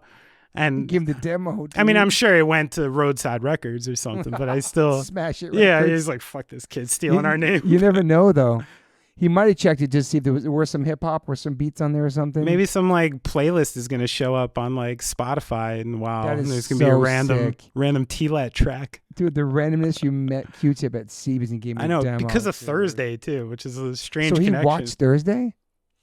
But the Thursday perform? I think he was there for Thursday. I think he was there. I know because of Island, but I think he watched the show. I don't think so. I don't remember him being around the whole show. Say he stayed for Thursday. But let's say he rocked out. Yeah, he actually was crying a little bit at the end. He was moved.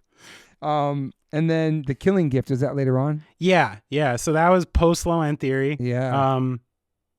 And it started because I was living in a house in New Brunswick. This guy, John Ziff. What was the house all the bands played at? There's a lot. I mean, Legendary you're probably Ensign 67 Handy Street. There You're we go. probably thinking of. Okay. That was Chris Ross's house. Okay. Yeah.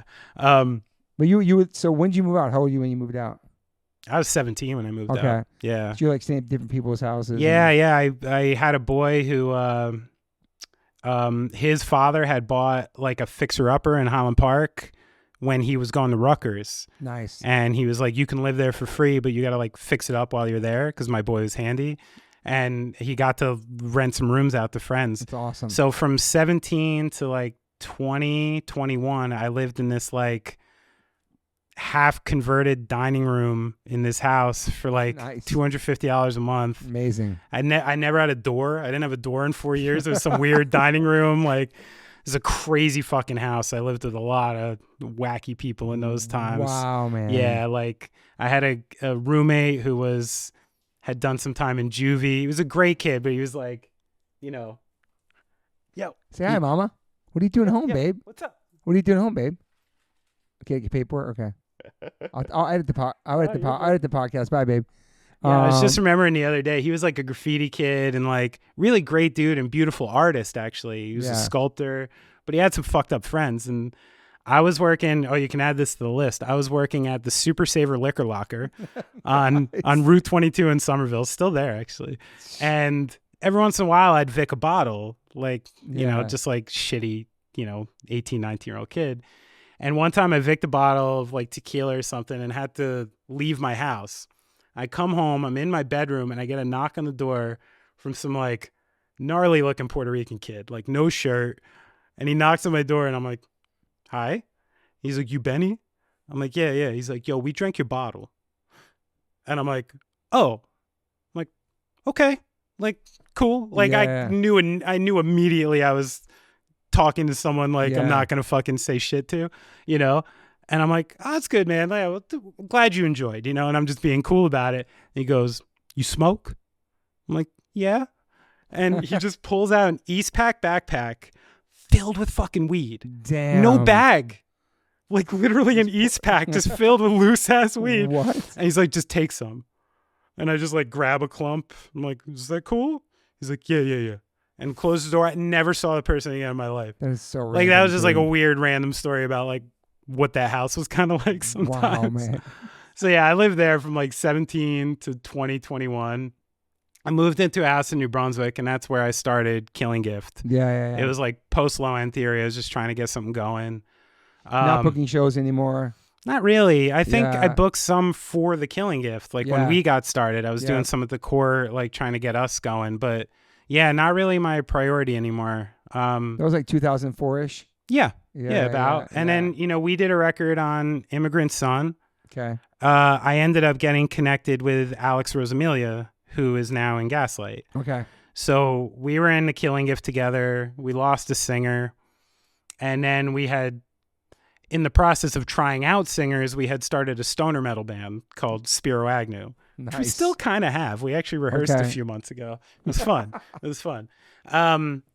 Yeah, and we were pretty much doing that. And Who Watches the Watchmen was the record, right? Yes, that was the Killing Gift record. Okay. Yeah. Did some tours, like, had a couple spots. We did well. I think, part of it was when we started the band, it meant to be like post-hardcore with a girl singer. Like we were looking at like, we wanted to be like Hum, Far, that kind of stuff. And when it came together, I think it wound up a little more like Evanescence-y than we would have cared for, like, so we kind of tried to make it heavier and heavier, and then it just like kind of didn't work anymore. And the singer was quite young, and it ended up being her only band. So, she wasn't like a lifer, like it was a thing, but it was good. Did you want to do music at that point still as a career?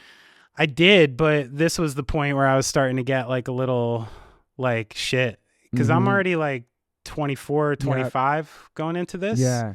And even though it's certainly what I wanted to do, I'm a pretty pragmatic person and a logical person, and also someone who needs to like figure out money when there's no money. Yeah. So I was starting to get to kind of a point where it was like shit or get off the pot kind of stuff, where I knew, and that was one of the reasons when, you know, I initially got like connected with Brian and his band, I wasn't really listening to like singer-songwriter stuff yet. Okay. You know, straight fucking punk, hardcore metal, like that's like pretty much my shit. Yeah. So when I first heard that kind of stuff, it wasn't, but it was also like this first time where I'm like, oh shit, like this dude can write songs. Yeah. And I really, if I want to like, it became clear to me that being a cool drummer was just like you need someone in a band. Like, you know, I'm not fucking Tommy Lee. Like I needed a songwriter. And so even though like it wasn't necessarily like the type of stuff I was listening to at the time, I was really drawn in by the fact that like he just had a great voice right off the bat and had like songs. Like I'm like, oh, there's choruses, there's like shit going on. So when I heard it, it really felt like a good opportunity, like to connect with someone like that at that point. Yeah. How'd you meet him again? Through Jay Smalls and at the time his wife Jane were running a small label called XOXO Records in New Brunswick, and they had connected with Brian, was doing a band called This Charming Man. Okay. And they had connected with him to put out the record. He had done a tour that didn't go well, I guess, and basically was like on his own and needed a new band. Yeah. He ended up hiring his brother-in-law, Alex Levine, to play bass. Damn. Basically just because he was cool. He didn't really know how to play bass yet. And then through Jay knew I wasn't doing much and connected us. It's awesome, man. Yeah, and I went up and auditioned or no? Yeah, I did a tryout, and you know, they asked me to join. I held out for like a week for whatever reason, trying to think about it. I remember being at my boys' Memorial Day barbecue and making the call, being like, yeah, fuck it, like let's do this, you know? Yeah. Damn. Yeah, so that's how that started. Did you feel like there was going to be something there, or did you feel like, because it's something different for you, it's doing more like singer-songwriter type stuff, right? It's not like punk stuff, you know? Yeah. So if you was like, this is something different, I'm just going to try it. No expectations. No, I wouldn't say that. I probably definitely had expectations. Okay. Like, I don't like with him, like with all of it. I mean, my focus then still was like, I want to be in a band full time. Like, I don't want to work anymore. Okay. And I would have done probably any number of things at that point to like make that my existence. Yeah. I preferred it happening the way it did, which is like organically forming a band, which I love and I'm pretty good at. Yeah. But I would have like at that time, if someone offered me a job touring, I probably would have taken it. You know, I was just like ready to try. Yeah. And my professional, in quotes, life had kind of hit a weird point too, because I was doing well at this newspaper. I was pretty talented at that job, and I had been offered a job at Wall Street Journal, kind of entry level. And then my boy Luke, who is the drummer in X Number 5, offered me a job working like in the NBA. What? I'm a wacky basketball fan, like an obsessive basketball fan. That's awesome. So that was like a weird dream job. Who's your team? I'm a Nets fan, sadly, but I'm more of like a league fan at this point. I just love players and I love the league. Yeah. That's cool.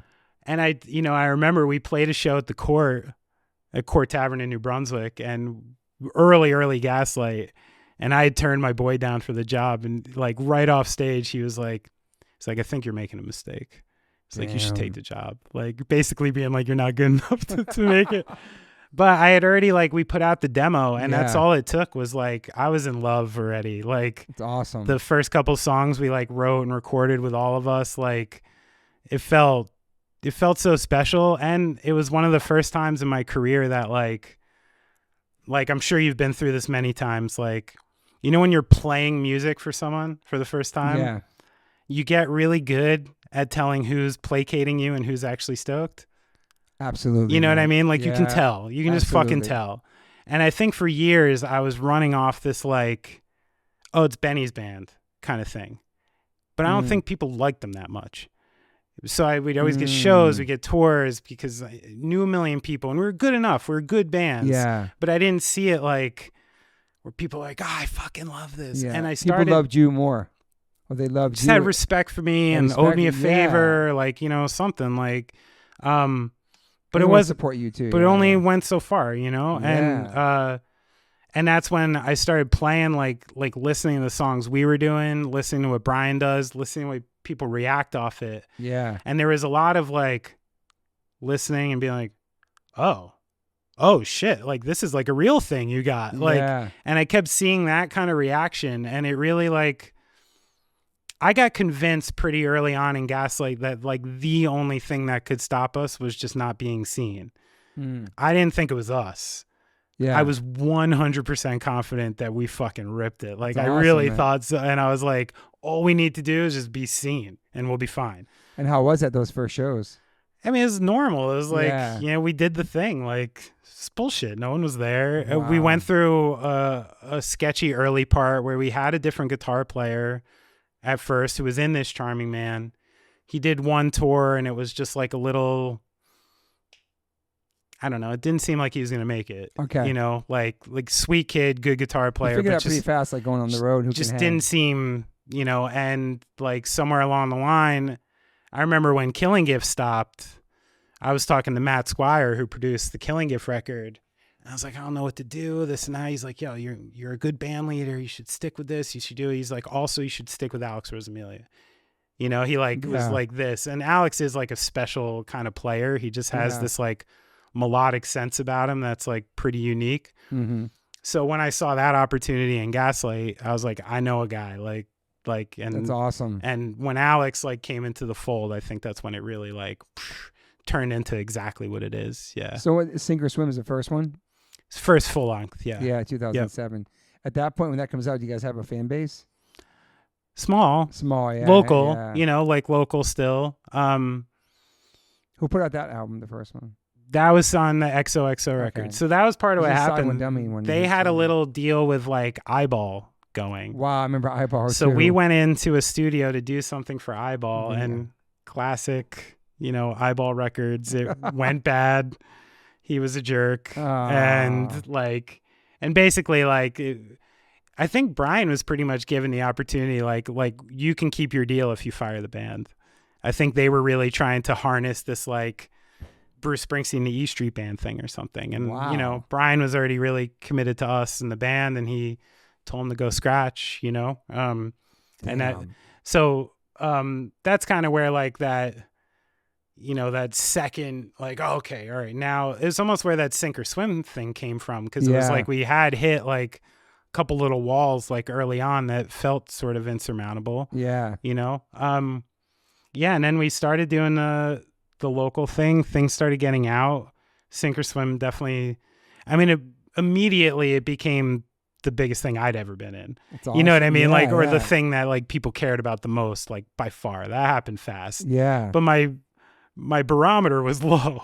It was like, there's like 25 people there and we sell 5 shirts. Good fucking night for me, at that point. So that was even me and Brian early on said if we ever sold 10,000 records, we were going to get FTW on our throat.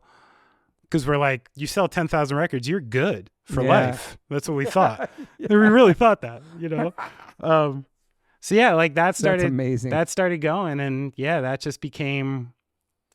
Are you touring a lot on Sink or Swim? Yeah, basically full time. Like anytime we could get out there. Are you still working the job too? You quit right then. Right around that time is probably when I quit. Yeah, I remember we hit one summer where we just had 2 or 3 consecutive tours in a row. I was like, I can't bullshit this anymore. I got to quit. Damn. Went for it. Yeah, but I was lucky. I was able to kind of start in a decent spot because of it.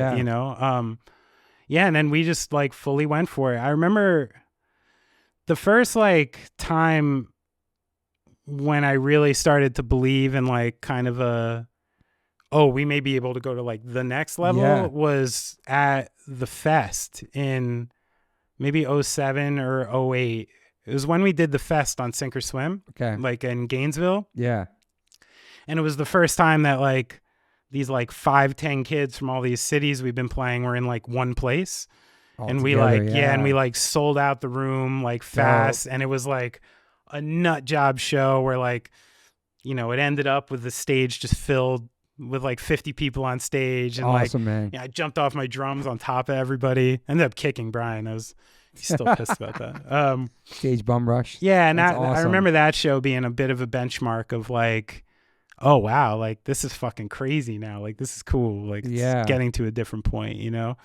That's awesome, man. And then that just became everything, like really like the sole focus of my life, like whatever it took to keep that thing going. Like, I mean, the 59 sound, you know, you have Dickie on there and Chris from Hot Water Music on there, right? And then Kerrang cover like it was the best band of the year, 2008. Yeah. That's crazy. We ain't even been to England yet. Yeah, you never been in that magazine before it's put you on the cover. Never even been to England. That's when crazy. They put us on the cover. Yeah, it was crazy. Wow. Did you end up going that year? Yeah, we did. And England was a weird place where we never were underground. Really? Yeah, because it was just massive there? Not like massive, but like not like our first show in England was booked at Camden Underworld, like where you're supposed to play. Oh, yeah. And it sold out so quick they moved us to like the University of London, like the first time we played there. Fucking awesome. And it was all because of that stuff, like, you know, like the Kerrang thing. And we had a great publicist there called Emma Van Dytes, and like, yeah, like just had that thing going from the get. Because we had been to Europe 2 or 3 times already, but only Germany. We had been signed to a small label there called Gunner Records. Wow. And of course, Gunner himself booked the tours, drove the tours. Of course. So we did like the proper like month-long squat shit in Germany and Holland and, you know, Southern Europe a little. But we never went to England. We never crossed. And then the first time we went to England was like, it was incredible, man. I think it was that University of London show in Reading and Leeds. Like, yeah. Fuck. So that record does really well? Yeah, like 59 Sound's the one that like kind of put it on like the next level of like, it was like the sophomore debut. It's like the, you know, the like, all right, what the fuck these guys have next kind of thing. Is that a different label, that one too? That was Side One. Yeah, Side One, yep. So that's when we started getting, we started getting interest from labels. Like, you know, Side One was great for us because we always imagined like how can we optimize this thing without being a band that's on the radio or without being a band that's got singles. Yeah. And we definitely saw like Flogging Molly as a weird kind of example of that. Like we're like, this band is enormous. But you can ask like any like radio listener who they are, they won't know. It's true. And that's a cool, like, I'm like, if Side One can do shit like that, that's good. I agree. You know, like that means you can live and you can be successful without that. And they just had a really cool pitch. Like Joe Sibbs, like hilarious. Yeah. He came to see us at a show in San Diego. Was like helping me break down my drums and just being like, yeah, man, you know, like had this like just little surfer thing. And totally, you know, they got us like tacos when we went to the office and it just felt like right. Nice. It was good, you know, and it ended up being a fantastic thing. Like, yeah.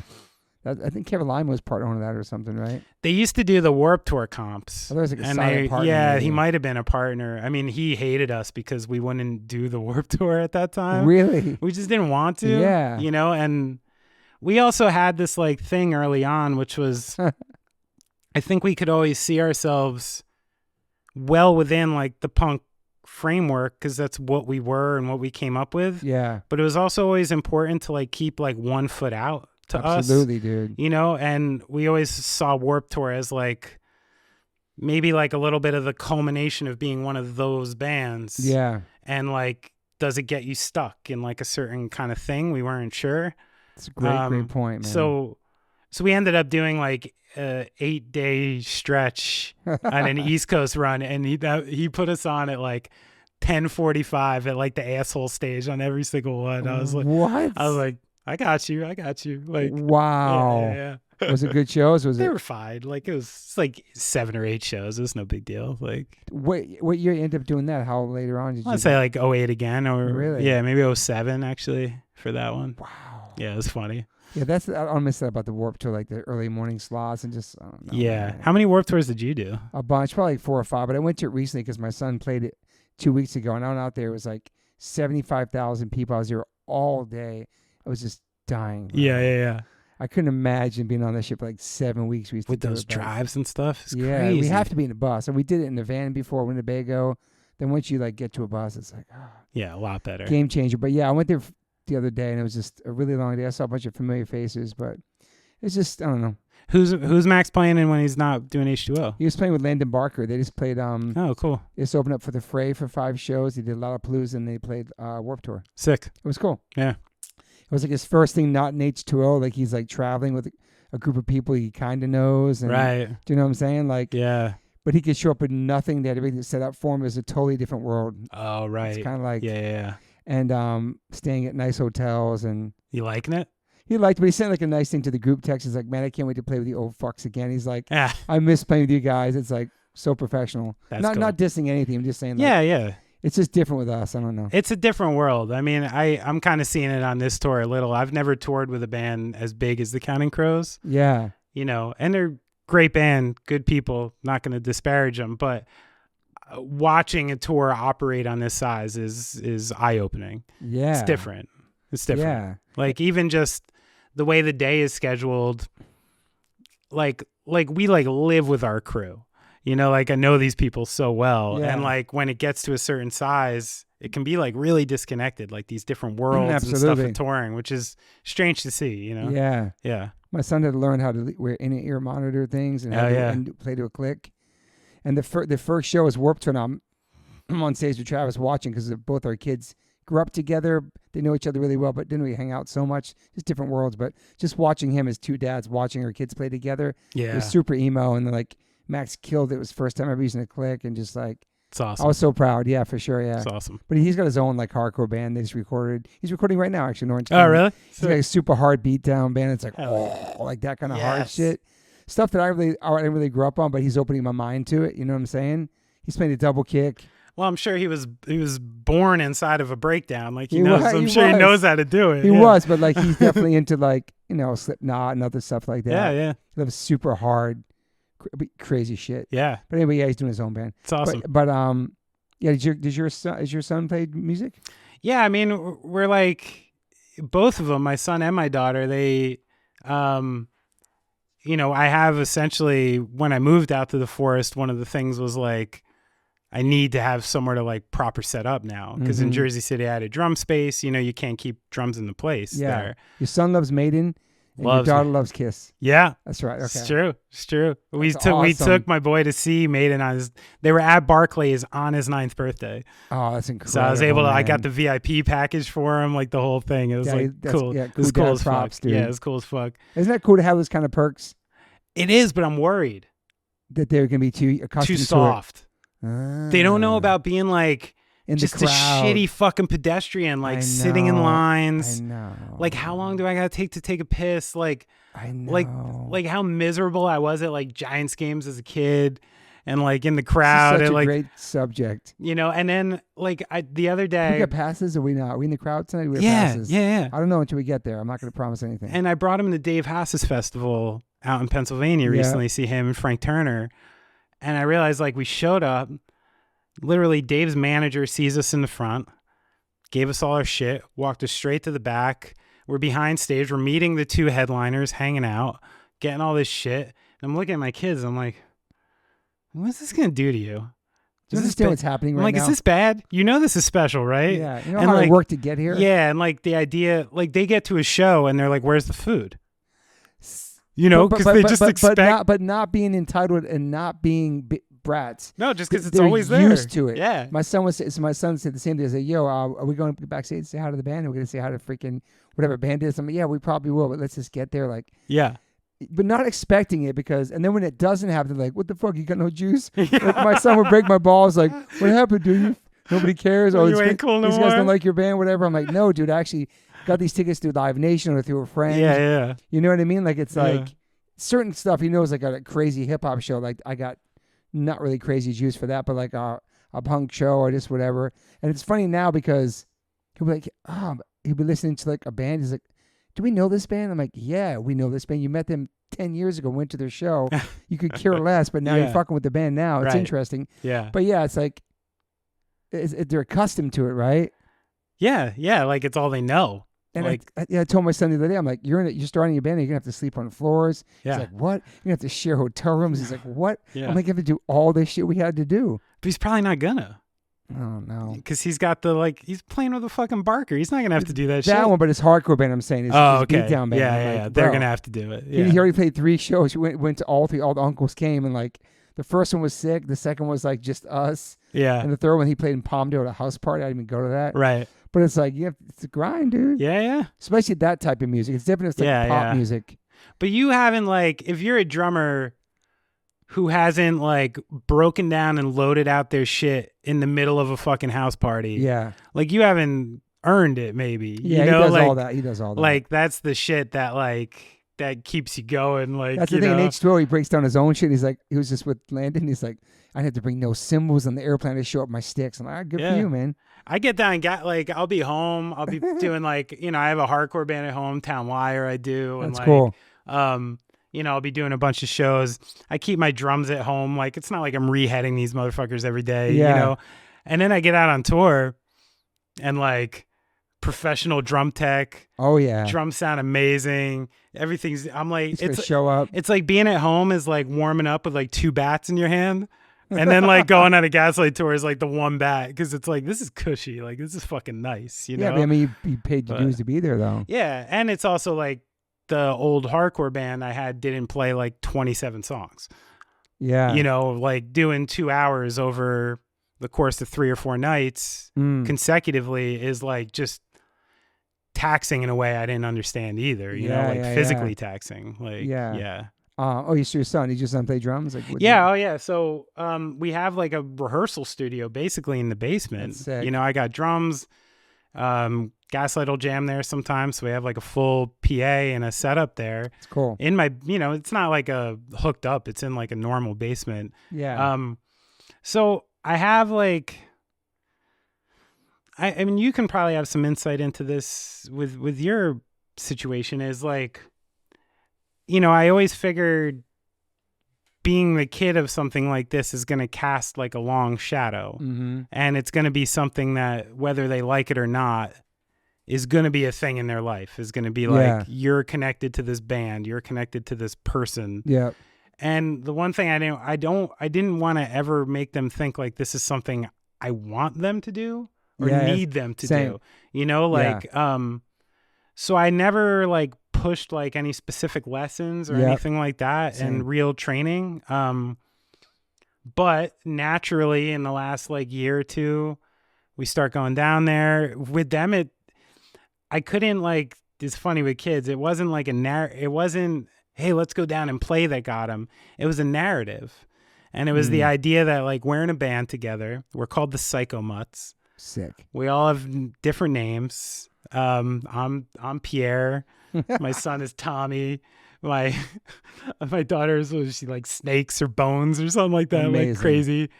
And it took so we'll go down, we'll play a couple songs we have original, and we'll go hang out on the couch and pretend to be yeah, we got to go play the club, and That's so cute. So man. it took the kind of narrative thing to get them to invest in it. Yeah. But now they want to go down and have Psycho Mutts practice and That's jam out man. a little bit, I mean, so that's beautiful. It's starting to happen kind of organically.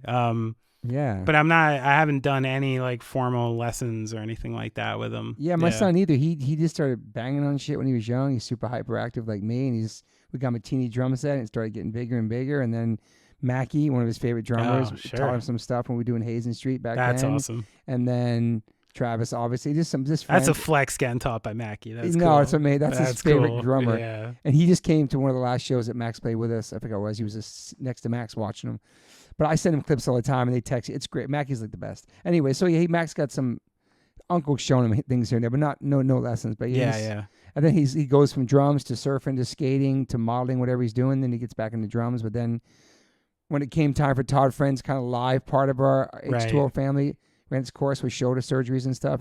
He had been there the whole time playing one song with us, Max. Then he just stepped up, and then it's beautiful because Todd still comes to our shows. We're still family. He does his own thing, but we're a totally different band with my son. It's wild, man. It's wild. Awesome. It's wild. Yeah. It's crazy. So, but it's not it's I was I'm going to raise you to be a drummer. You're going to be in this band. Something, it just happens. It's just there. Yeah, he could have done anything else, but Yeah, I feel like it's like I don't know if my son's gonna play or not, but the one thing I know is like he loves The Thing. He like naturally just loves The Thing. yeah. He loves rock. He loves like being a unique like spirit amongst, like there's something about it that just like is lending itself right to him for sure. Like, Yeah. I'm not sure exactly what it is. I do think he's going to be a front man though. He's got that kind of vibe going on. He's got a cool vibe. Was he wearing an Amo shirt? And Yeah. sneakers? Yeah. Hard, dude. Yeah. Great band. Yeah. They go to a lot of shows. Like, yeah, it's cool. And their daughter likes Kiss. Did you like Kiss growing up? No, I didn't. It's so random. I didn't. I love It it. was pretty random and like Because you saw the way they looked first? saw the look and then you hear a couple of the big songs and they're catchy as hell. They got some bangers. It's funny. It's like re going through with kids has made me re-listen to a ton of bands that I just haven't given the time of day to in a while. And some I realized like Kiss, I realized like quickly, all right, I think Kiss has like just a handful of good songs. Yeah. And then I'm bored. Pretty much. For sure. Like so, like them. But then my son got really into like Ozzy and Sabbath. And for the first time in years, I'm listening to like the old Sabbath records, like beginning to end. And I'm like, God damn, like, Yeah.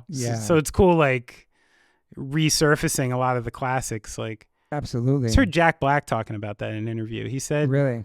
he'd gotten so into podcasts that he forgot to listen to music again, which I see myself doing sometimes. Yeah, it's interesting. And he's like, to fight it, he's like, I was doing this exercise of taking one of my favorite bands, like the Rolling Stones or something, and you listen to track one, first record, all the way through chronologically to the end. Wow. Like maybe not in one sitting, but like, just over a few days or something. That's interesting. To kind of like give yourself to those bands and their like arc and how they changed and this and that. And That's I'm like, pretty cool, actually. yeah, I was like, I might start doing that with a couple bands. I haven't yet. I haven't had the time. I saw you talking about your kid watching Space Jam, and that seal covers Fly Like an Eagle, I think. Oh, yeah. And then you went back and checked out the original. Steve Miller Band. Yeah, great band. Fucking great, Incredible, dude. man. It's so many bangers, dude. One thing I forget about some of these 70s cats is like you listen to the record and you're like, fuck, this drummer's good.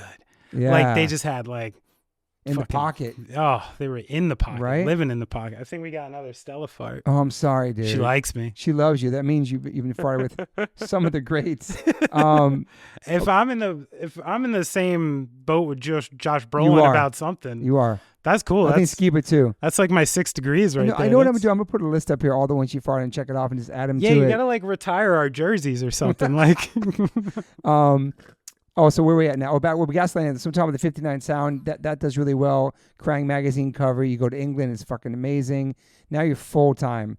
Now, like, are you making a living at this point? By somewhere around 59 sound, enough was like starting to come back that I'm like, no, I don't give a shit. 59 sound is like, okay, this is really taking off. Some, where we're coming home from tours with cash. Yeah. I don't think we were seeing like records or anything like that, but like coming home with some money now, like able to pay rent, and do the thing and kind of start living like a normal person. I do remember at some point, but it was when we signed to the major that like, so after 59 sound, we kind of like, we did have like, we could have signed to anybody we wanted essentially. Could have been at that a point. bidding war. Like we had a lot of interest, different labels, and we decided that like didn't feel right yet. We had a contract to honor with Side One. Respect. And just didn't feel like we had the enough to like do that jump yet, and things were going so well. So we decided to do American Slang also on Side One, which awesome. Ended up doing really well. And then we decided to take the jump, just be like almost one of those kind of, you hate yourself if you don't try kind of things. Let's see what happens. Like if you try to do the thing. So we went into like, pretty open. Well, people like, you guys were calling your names back then, the message boards.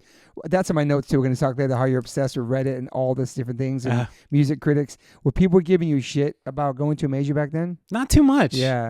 It was. Because you were like a hardcore band, like a punk. It was surprising. Like I thought there was going to be more, but I think between the fact that like, I think because of the way Brian sings and some of the way we were presenting ourselves, I think a lot of people might have seen it as the destiny even early on. Yeah. And then I think because like we did another record on side one and really did it for a while, by the time we actually made the decision, there wasn't really a lot of fanfare about it. Like it seemed kind of natural. Yeah. By the time it actually happened, I was worried, of course, about the Jawbreaker shit. Like, But the funny thing is like I think it happened to us way before that. Like, I think we got called sellouts when we made 59 Sound and put like tape echo on Brian's voice. Oh God! And then Punk News went crazy about like we put like an effect on his voice that made it sound like more like the 50s. Punknews.org. Oh my and God, like we were darlings of Punk News, but like I remember.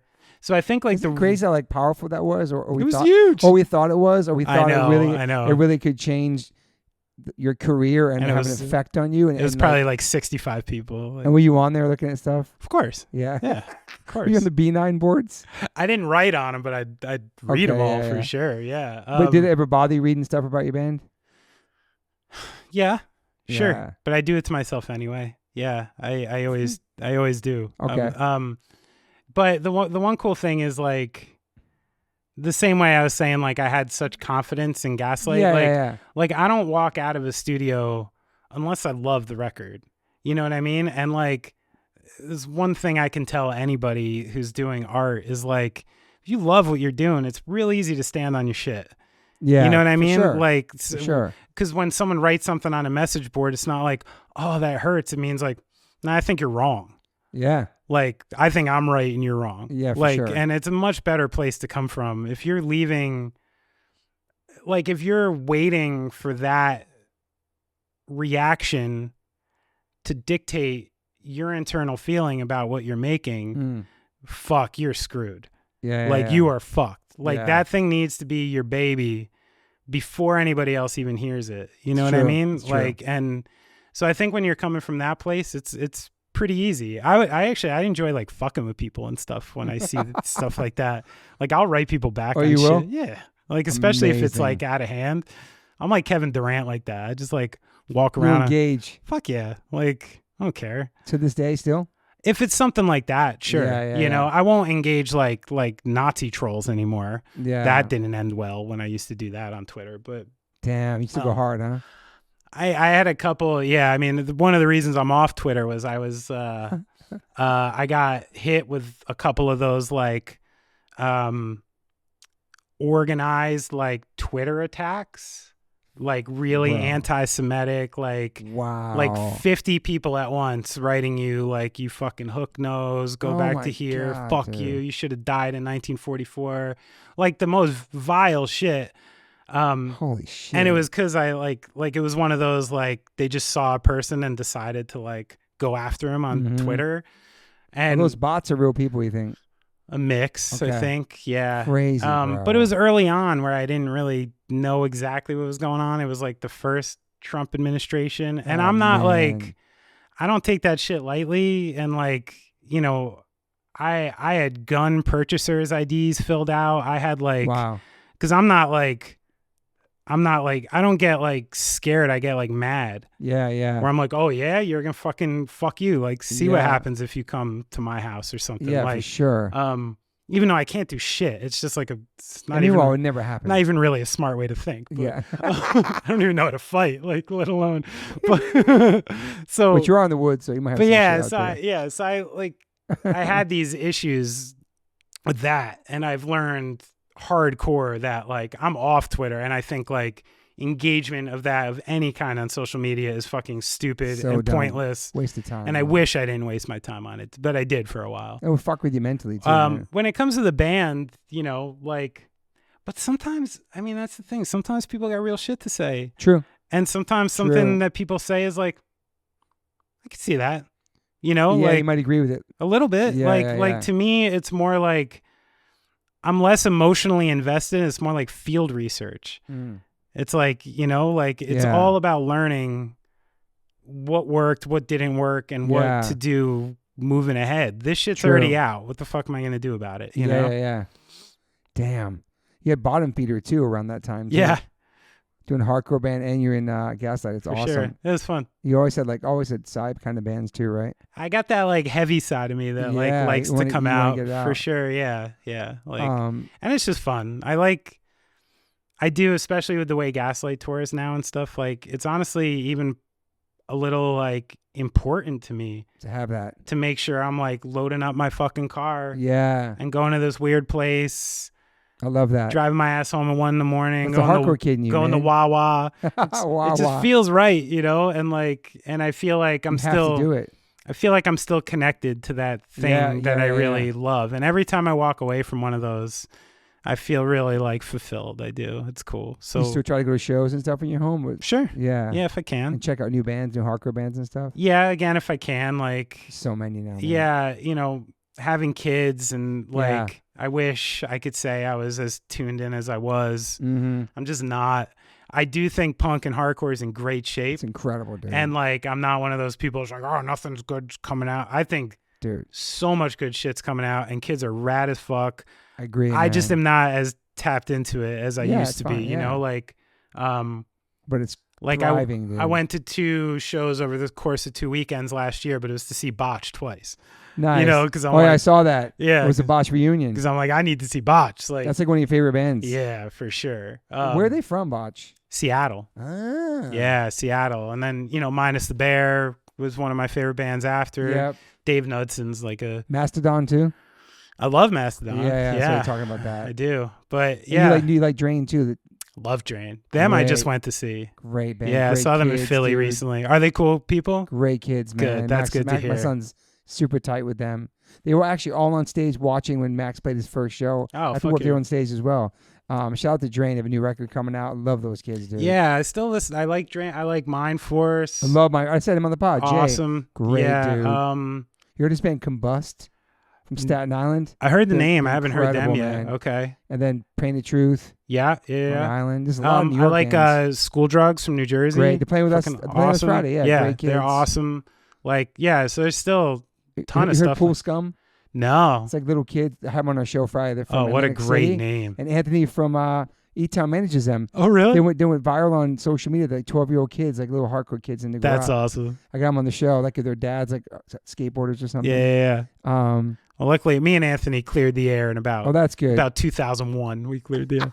He started working at Ferret years ago. Oh, like that's Ferret right. Records. Yo, and he's like a huge thing in the hip hop world. and I was dude. a delivery guy in New Brunswick at that time when they Oh were my when they God, were at dude. that Ferret office. So they'd always like call me for pizzas, and I would just like chill What? around the office for like an hour. You know, He's like a hip hop mogul or something, dude. didn't he do that like AI hip hop guy? That, but also something with like Little Dicky or something. Oh, really? Or like he's in the mix on that world. You know what? That dude, say what you fucking born hustler. Like that dude was Yeah. gonna figure it out regardless. Like That band still kills it when they play yeah, too. they're huge. They're huge. So Handwritten's the one that's on a major label. Yeah, that was what label you signed to? Was it? it was like Universal. Okay, Yeah. it's a big deal. It was a very big deal. It was Were you guys crazy. nervous making that record? Felt pressure? Well, it was like, again, like part of the big swing thing was spending the money to get Brendan O'Brien to produce it, you know? So it was the first time we went into Blackbird Studios in Nashville, which is like big fucking deal. This big swinging dick, like producer guy, you know, big fucking deal. And like, Did you put pressure on yourself for that record, or feel like you had to- yeah, Yeah. for sure. I mean, sometimes you have to pull me out of the booth playing like recording drums Okay, because I'm like, no, I could do it better. And like perfectionist. they're like, nah, you killed it. can't. Like, there's no way you can do anything different. Like, Yeah, it's not even possible at this point. So Are you a pretty harsh critic of yourself? pretty brutal, Okay, almost bad. Like Okay. where I like should probably be nicer to myself in a Yeah. lot of different ways. But yeah, like so yeah, I'm pretty. So you And did then with that time, you know, that's when you start getting into the other side of the music industry, which is like, you know, hardcore and punk is all about like your little family going out on the road and everything's super community, connected. Yes. When you start getting into this world with the majors, with the big producers, with these types of managers and stuff, like that's when I first really started to see kind of the delineation of what I meant to people in the music industry as a drummer. You know what I mean? It's Yeah. different. For sure. And you see quickly how like like it or not, like to them, you're replaceable. Yes. You know, and like, even if you're not, even if your band knows you're not, even if your fans know you're not, to them, you know, you're one phone call away from someone else great to do your job. And so, yeah, that started putting some strange things into music just in general, for sure. Like once you really start, and then making a bunch of guys who were all working class kids, like nobody came from dough, nobody came from parents with dough. So all of a sudden, like, you got money. We got to run a fucking business together. You know what I mean? Yeah. Like with all these people, and it's like, start getting into some shit that's a little big for your britches. That's the part of the music business I don't like, is the business. You know, the more and more I think about it, I find it more and more manipulative too, where, you know, these agents and these managers, I think about 18, 19-year-old kids who are maybe younger a lot of the time, who often the reason they're so talented is not their amazing social skills. No. Their amazing, you know, abilities and anything else. Like the thing that maybe made them so great was them sitting in their fucking room awkwardly working on chords and working on lyrics and doing this shit. And then you're asking this same person within like a year or two to not only be a business owner, but the face of a business, the voice of a business. Yeah. There's ways to conduct business that are nothing to do with real fucking life that people know about until you learn. And I do feel like it's a real, now I find the business side of the business much more manipulative, because they know. They know. Yeah. And they sign these people and they make you believe that you don't have an ability to navigate this without me. Yeah. This is too big for you, kid. Yeah. Write the songs. I'll deal with this stuff. When in reality, if at 18, a manager was like, yo, this is what's going on. This is what's going on. This is what's going on. This is how you should maybe deal with it. This and that, like actual guidance, instead of like, it's true. You give someone lost a lot of money and a lot of shit, and you almost hope they get more lost because it makes you more important and you more vital to the whole operation of the thing. True. And I do find this manipulation there now that I really detest. I think a lot of smart, educated people are taking advantage of uneducated people. For sure, not smart, because you know, brilliant people, but not that kind of smart. You know what I mean? There's different kinds. Yeah, man. And that's a great point. And I find it, the older I get and I see it more clearly, the more I'm offended by it, actually. Yeah. Yeah. Did you guys get a good deal back then? Do you feel like you were happy with? For sure. Yeah. We almost got like one of the last. I'm not saying that's just financial, but taken care of through the majors, and you feel like you had a good experience. You know, fine. But again, like kind of get the, like as an example, you know, it was always important to me if we signed to a label that I know fucking everyone there. Yeah. You know, so side one we signed to, I'm going off stuff is, what do you do? Which is way easier with independent too. What do you do? Yeah. Cool. Here's my number. Here's my, you know what I mean? Yeah. And like just connected. And then we signed to this major, and it feels like this thing. And I do the same shit I always do. I'm walking around this floor of a fucking label, meeting people and being like, yo, I'm this, and this, and trying to do it that way. And then before you know it, like 6 months later, half of them took another job. Oh yeah. Bigger label. Like they're all trying to climb the industry. They're all, by the time your record comes out, you might not have the same A&R person. Exactly. And, you know, so it was a little like I had to pull myself away from that personal side a little bit, which I didn't like doing, you know. It doesn't feel right to me to like work with people and have people be invested in your thing that you don't even know how they're speaking for you. Yeah, like, for sure. But it gets to a point where it got like untenable to try to like control, you know? And plus, that's like the punk rock DIY kid in you too. There's always take care of your own shit and do your own stuff, and have to kind of let go and somebody else take the reins of something that you're so passionate about. For sure. That's hard. It's so hard to let go. It is like that. And like the communication that you said, talking to people at the labels and letting the manager handle it, all that stuff. Yeah. It's the worst, dude. It sucks. So did that record, was that a big record for you guys when it came out? Sure. Yeah. It was like, is you getting, we obviously got radio before that, but. Yeah. I mean, we always got like alternative radio. Yeah. I think that 45 was probably the only song that like started cracking like alt radio and like some of that stuff a little bit. So yeah, it was probably the biggest we ever were is like sometime around the handwritten cycle. Were you in a bus at that point? By that point, yeah. It's great. We had just Going started. to a van to a bus is It was crazy. right? It was crazy. Isn't it amazing, the bunks? Yeah. I mean, you sleep in the bus good? I sleep all right. Yeah. Like I'm so Overnight used to it drives? now. Like that it's just, I mean, I do feel like it would be nice to have a little like dark bunk with a curtain like at my house. Oh yeah, I'm right. You know, It's so sleep like a AC in baby. I know. I Yeah. sleep so good in the buses, man. Yeah. But going from a van, damn, so you guys finally went to a van by then. That's great, dude. Yeah. It's such a crazy. Yeah, I we don't did the know. classic, you know, it was like the van. Then, we have to bring someone to sell shit now. Okay, now van and trailer we need. Yep. And then it just gets to Do the that. bandwagons before? No, we never did We one of never did those. either, Yeah, man. we never did one. Looks scary to me. The big Yeah, I don't like box that. trucks. And luckily, Fallon, like for us, he had done some work, like installing and taking out like car stereos and shit like that. What? So he was good at. That's cool. He could wire up the trailers and stuff and like do the lighting and stuff for him, which was always a Damn. help, save some money. Yeah, That's cool. yeah. Brian's handy like that. And then it's 2 years till Get Hurt comes out. Yeah, So you guys toured on Handwritten for like 2 years at full least. touring. Yeah, Full everything. like the big everything. Yeah, Are you married then too? yeah. Just Wow. okay. or yeah, just starting. Yeah, just yeah. starting to do that kind of stuff. Yeah. Now you're on tour. It's Yeah, just I met my wife sometime early in like the 59 sound cycle. okay. My now wife, who you just met. Yeah, where'd you meet her? On a video. Awesome. I met her on the Great Expectations video. Amazing. Yeah, she got paid like $50 She was an extra? to style it. Oh, wow. Yeah, my wife does. That's She runs a amazing, company dude. called New York City Sex Trash, and she does fashion design. That's super cool. Yeah, and she was living in the city. We ended up meeting there. I lied and said I like to go to the city. So she's giving me her number. And yeah. That's cool, man. Yeah.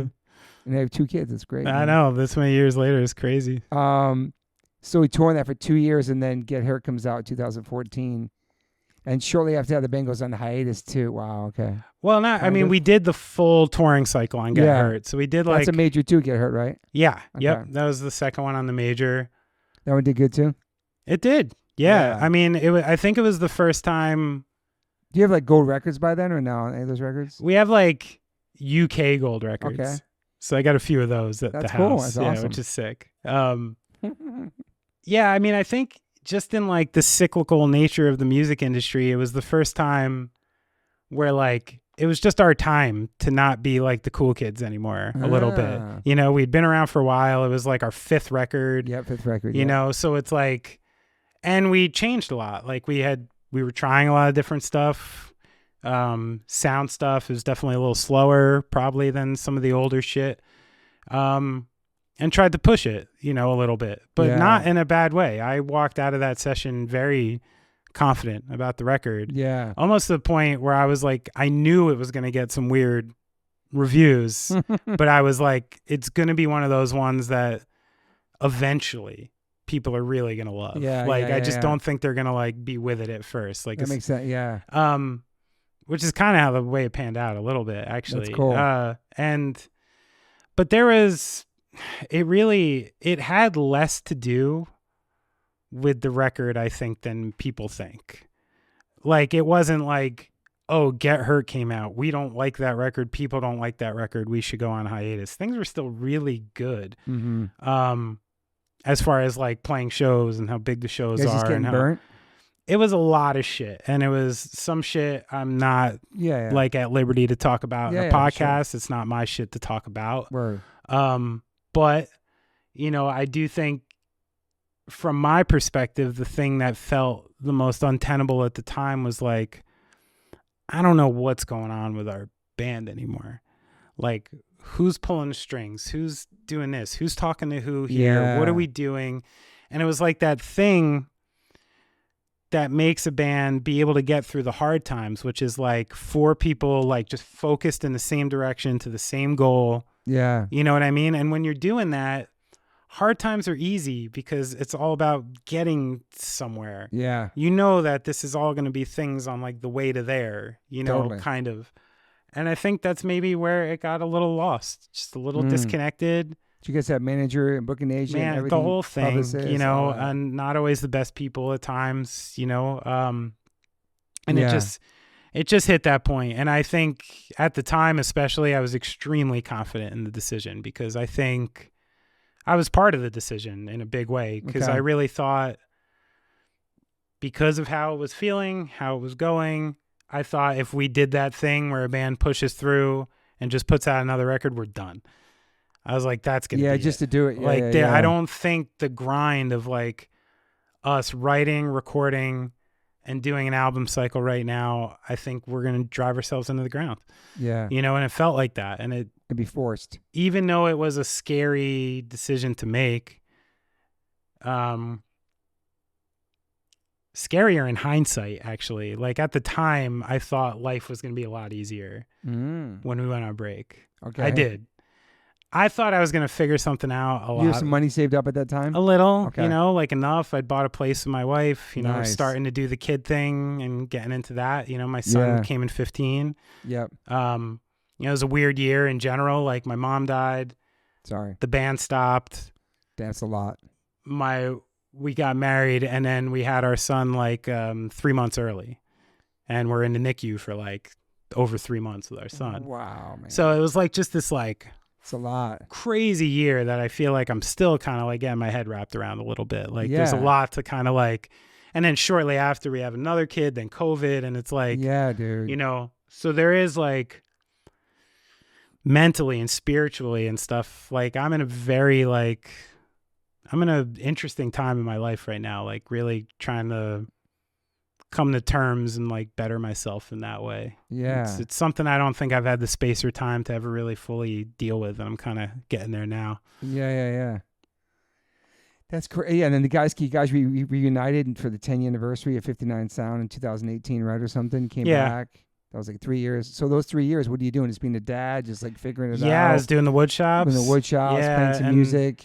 Yeah, I mean, and that's where the band thing got hard because, you know, I started, you know, the Bottom Feeder fizzled out. And Okay. then I started a band with two of the guys from Polar Bear Club called Nice. Wax Bottles. Okay. Great fucking thing. I loved it. We had these great songs, did an EP. Two of the guys moved back to upstate New York and it just stopped.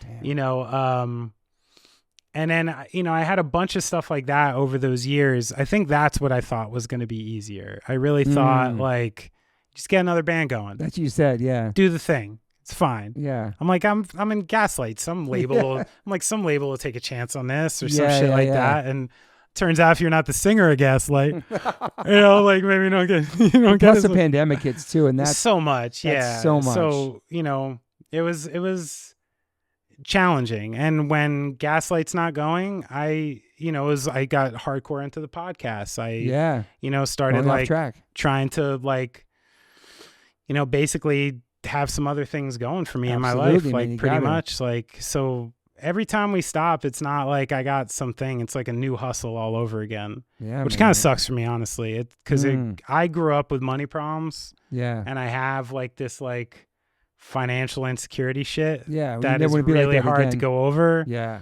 So when we hit those points, I mean, it creates like a level of stress and anxiety with me that's like not healthy. Like, yeah. So what are you doing during the pandemic to make money? Hanging on by a fucking thread. Got it. Yeah, yeah. You know, Everybody like, was. That was such a yeah, weird time, man. Yeah, everybody. Like I not mean, knowing when it would happen again, music and stuff. Yeah, you know, but that is what kind of got the pods going full time Oh, yeah, again. Was when, and I think Same. it kind of saved me a little, Same. like during that time to, When did be you start your podcast? Going off track. you know, 2019. even before that, I had started going on as like a guest host. Yeah. I had gone on and just as a guest. Okay. Yeah. And then I got friendly with Jonah and Steven and those guys, and they would have I did a couple of the live events with them. Awesome. And then I started sitting in on interviews just randomly when Dope. I'd be home from tour, and just kind of weaseled my way in there and just like became like a part of the thing, you That's know? cool. And Yeah, before yeah. I knew it, like, You had me on there. That was fun. It was yeah, awesome. they liked Yeah. what I was doing. And, you know, and then when, you know, Jonah ended up shutting it down or taking himself out of it because he had a, you know, again, his story to tell, Yeah. but, you know, life-altering decision. And at some point, I was talking to Brad, the engineer, about I'm like, I want to do a podcast again. I love this shit. Like, and we Yeah. were thinking about different ways of doing it. And I was out on the road.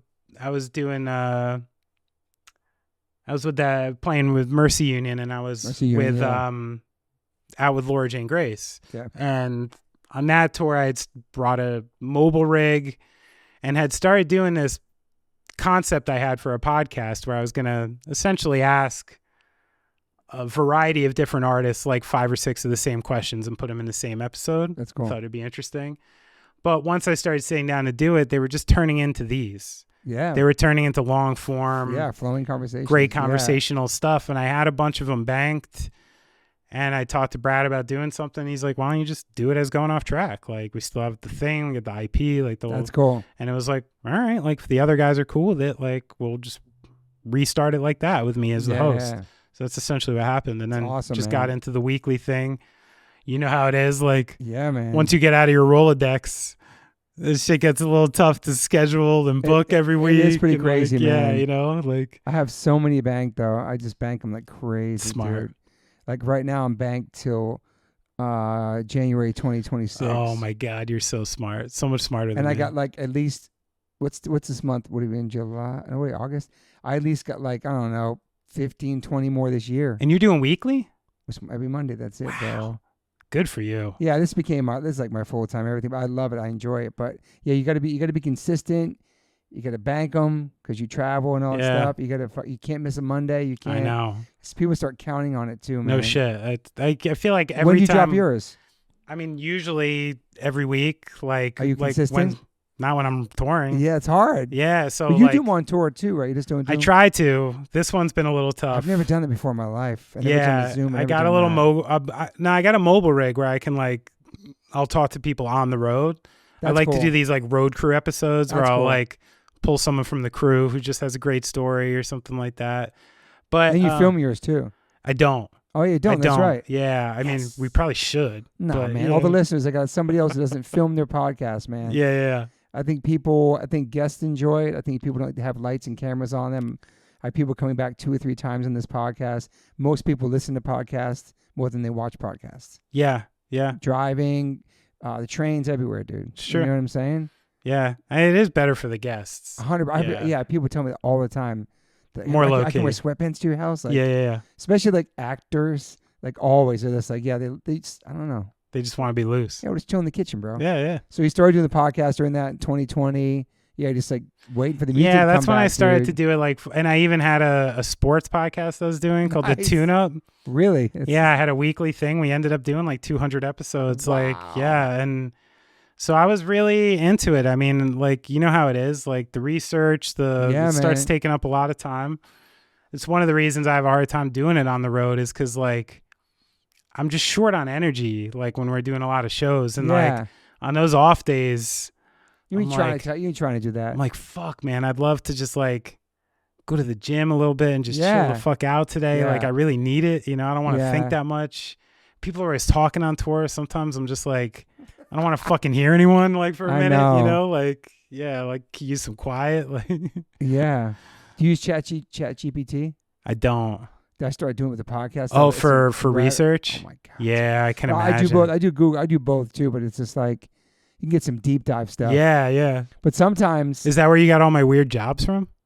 no, I watched a couple of things you did. Oh, okay. I got some other things in here. But yeah, some of the deep dive stuff on ChatGPT, I found out I had 3 Hoppus questions, and all 3 were not right on ChatGPT. And I asked him, and he was just like, nope. I was like, motherfucker. Yeah, Just random things like, did you play with your fingers in this song, or did Travis have a click track to this? But none of it was real. Fuck yeah. So Wow. I don't think ChatGPT is 100% on things. Yeah. They definitely. It's still it's just kind of like in the. It's like Cliff's beginnings. Notes. Yeah. You edit, right? Can I take a piss? Yeah, I'm gonna piss too. Let's go. Yes. Yeah, we're back in the mix. Back in the mix from the piss break. There we go. Feel much Okay, looser now. you feel better? Yeah. So then 2022, you guys are back together full time. Yeah. And what how do you guys get there? Are you guys talking all those years when you're kind of like off? Yes. Yeah. Always kept in touch with the guys. Always kept in touch with Bri even when he was doing the stuff. And there were a lot of times in those years where if you asked me, or is Gaslight going to come back, I would have been like, nah, like probably not. Really? Like just based on how other people were doing in their lives, what other people were up to, how it felt. Everybody have kids in the band? Now, yeah. No, okay, Yep. okay. And then, somewhere kind of had a little inert feeling that like, I was like, something just feels different in the air a little bit. And one day I'm out trimming my cherry laurels that I have in the back. Nice. And, Brian gave me a call, and it was the first time he was just like feeling me out. Like, what do you think about doing the thing kind of again? And I don't know what it was, but I really trust my gut, and something about it at that moment, just like, I was like, fuck yeah. Like this is the right time. Did you like, miss it? Obviously. Sure. Yeah. Yeah. Like, but the thing that was important to me, and a big reason why we stopped, was like,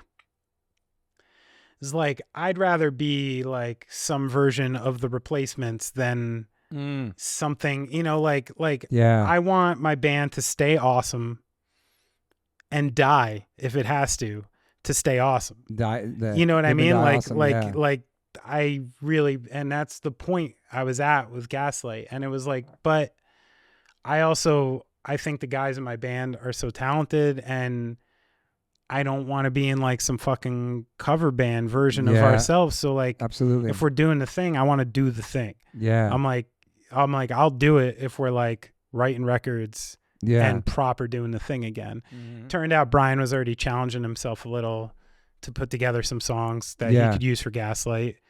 And then he came over one day with one of them. First time we sat down in years. Wow. Fucked around in my basement for a little bit, played it maybe a couple times, had a good chat, and it just felt right. And we decided to like hit up the other guys and go for it, That's awesome. Yeah. Man. So it was pretty organic, pretty cool. And how soon you guys start working on history books when you guys get back together? How soon you guys writing a record? Yeah, pretty quickly. Wow, like that cool. was like the effort, I think the one thing that we hadn't realized was a little bit like how much time had lapsed. Yeah. You can't just like pick up the keys and get it going the same exact way again. Mm-hmm. We had the whole team in place, totally different. Oh yeah. In the last couple of years, we've fired a manager, a booking agent, a business manager. Same. Like kind of had to reboot the whole system to like make it feel the way we needed it to feel again. So history books is great. It was this great thing we got going again, but it was like, I feel like a lot of it was like kicking the dust off, and now I feel like we're like kind of like a machine again a little bit. That's awesome. Yeah. And you got Bruce Springsteen on the title track. Yes. That was fucking wild. And you obviously had met him before. Yeah. Because there's a couple things like you guys opened up for him in Hyde Park, which is crazy. And then Glastonbury, right? He joined you guys for 59 Sound. That was like the big thing for us. That was insane, bro. We were playing like the little tent at Glastonbury. Like, really? The little tent? Like 1 in the afternoon. He was headlining, wherever that day. Bro, this is incredible. And, we're like... He's pulled up at 1 o'clock in the tent. Like shortly before we played, we had heard from someone who's like, Bruce wants to come back. We're like, okay, sure. We'll open up the backstage for him. Have you hadn't seen him all day during the... No. Okay. Yeah. And it's not like, he's Bruce Springsteen. It's not like he's like, at fucking catering and just chilling. Like, no, I know. And like, so he comes back to the backstage and we're all like ready to greet him kind of. And it turned out like he was ready to like play a song with us. Bro.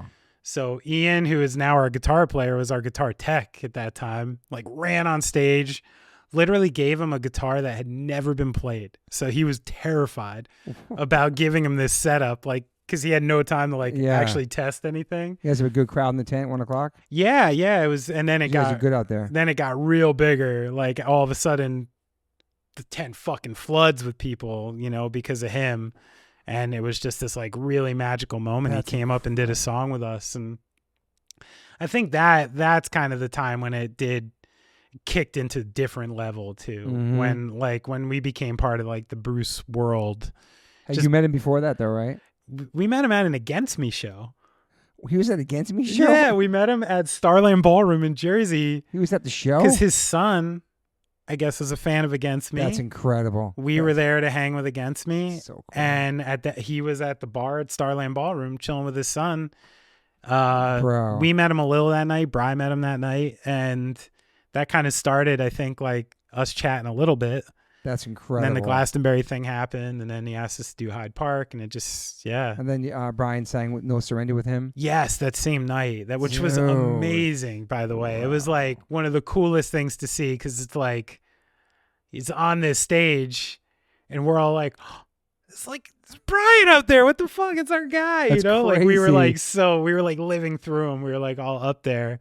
Were you Bruce Springsteen I've fan? never seen him more fucking nervous either. Like, I'd be shook, dude. Just like, never seen him more quiet before that one. Were you a Bruce fan growing up? I wasn't. Yeah, I wasn't. I was more of a, hard rock was my mom's thing. Yeah. Soul and Motown was my dad's thing. Damn. So I wasn't really around when I was a kid. But appreciate it now. Probably I knew the hits. Yeah. I knew some there's some dudes back in New Brunswick back in the day, especially a guy named Chris Batten, who still plays, Chris Batten in the Woods, who back in the day was like on the Bruce thing. Okay. And he started wearing like boots and nice jeans and playing in a different kind of band.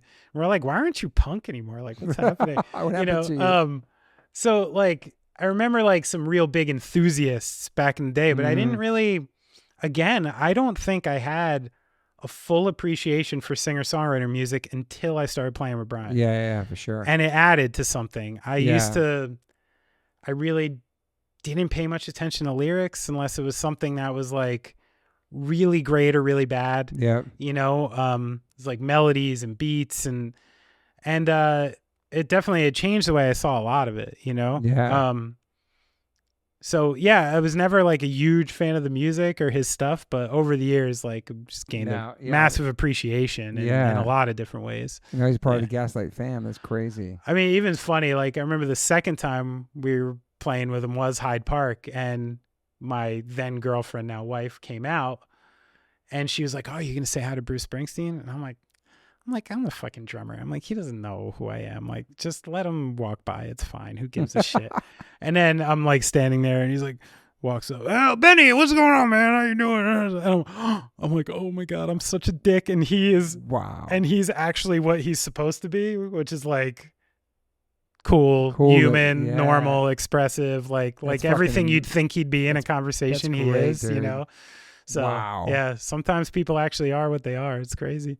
That is so crazy, man. So but it is like meeting the fucking president. It's just weird because he's more than like a celebrity. He's just part of the fabric of everything. It's crazy. Yeah, it is crazy, man. That's so cool. And it probably comes to your shows when you can now, right? If you can. Yeah. I mean, just being on our record, like. Were you there when he sang on it? No, he did it. He did it remote. Damn. He did it in Ireland. Yeah, wow. Yeah, it was crazy. You sent him the track and he sent it back. Because, I mean, I'm sure you should ask Brian specifically when you talk to him about his talking to Bruce prior to getting Gaslight together. Okay. Back together. Okay. It had something to do with it for sure. Okay. And so he's like... Thanks, Bruce. Yeah, I mean, he's just like this crazy part of this thing that... So when Brian was talking about, doing the new... He was like, write us a duet or something. Brian's like, all right, And then when it came time to do it, he was on tour, and he was on tour in Europe, and we weren't so sure if he was going to make it or not, and then managed to get it done out in Ireland. That's so cool. Yeah, the track gets sent back with him on it too. Yeah, it's insane. Right? And then I didn't even realize, like, it's one of those weird, surreal things that you just don't think about too much. And I remember listening to the mixes, like in my car at home, and that song coming on, and then his voice starting to me being like, wait, like that's Bruce Springsteen on my on our song. Crazy, that is dude. Fucking crazy. That's crazy. Like I'm hearing my drums and hearing Bruce Springsteen, and then it kind of clicked about like how just absolutely nuts it is. It's insane, man. It's insane. It's fucking awesome. Yeah. And then you dropped history books and short stories, and my friend Karina Reichman is on there doing Karina. Ocean Eyes. She's the best. Billie Eilish cover, which was amazing, actually. Thank you. Yeah, Thanks. Yeah. That's cool. How'd you guys hook up Karina? Brian got to know her somehow. yeah. I think she's the best, dude. She's posted some cool stuff on Instagram, and Brian connected with her, and yeah, she's local. She's great, man. You know, she's like straight up. She's like Upper West Side, and and like a lot of my family was Upper West Side. Really? So like anytime like she's at like Zabar's or something, she sends me a picture. I'll send her a picture. Like fucking awesome. You know, old school shit like dude, that. She's killing it right now too, she's man. Great. Killing She's great. it. And I was so impressed. I'd never met her prior to her coming in for that EP. Yeah. And, you know, like walking into a studio, especially as a young woman sometimes, it's intimidating shit. Totally. There's a million people around. Totally. Like a lot of people think they're hot shit. She came in just on fire. She got good positive energy. And I was energy, like, man. yo, like that person is like like she came in just like glowing. I was like, this person's rad. She like, got super positive energy, man. Yeah. Shout out to Karina. She's fucking She's awesome. Yeah. I also heard you love tambourines. Do you love tambourines? I mean, I don't know specifically. Yeah, you have like appreciation for them. You have appreciation for them. I do. I mean, I think a lot of it came from the Standing in the Shadows of Motown documentary. Have you ever seen? No. And the fact that like the Funk Brothers had a full-time tambourinist. Like that's what this dude did. And watching him play the tambourine is like, it's an instrument. I'm looking it up. It's like he is a motherfucker playing that thing. It's crazy. And one thing that didn't come to me learning drums from Tommy O'Donnell and being in punk and hardcore, I didn't know how to play to time. I didn't know how to play to a click. I didn't know how to fucking do percussion because it was never like a thing. And I remember we were recording American Slang, and there came like a tambo part. And it was the first time the producer, Ted Hutt at the time, and I think they're basically like, listen, drums and percussion are different things. You're a great drummer. Like, we maybe want to bring someone in to do the tambourines. And I got really mad.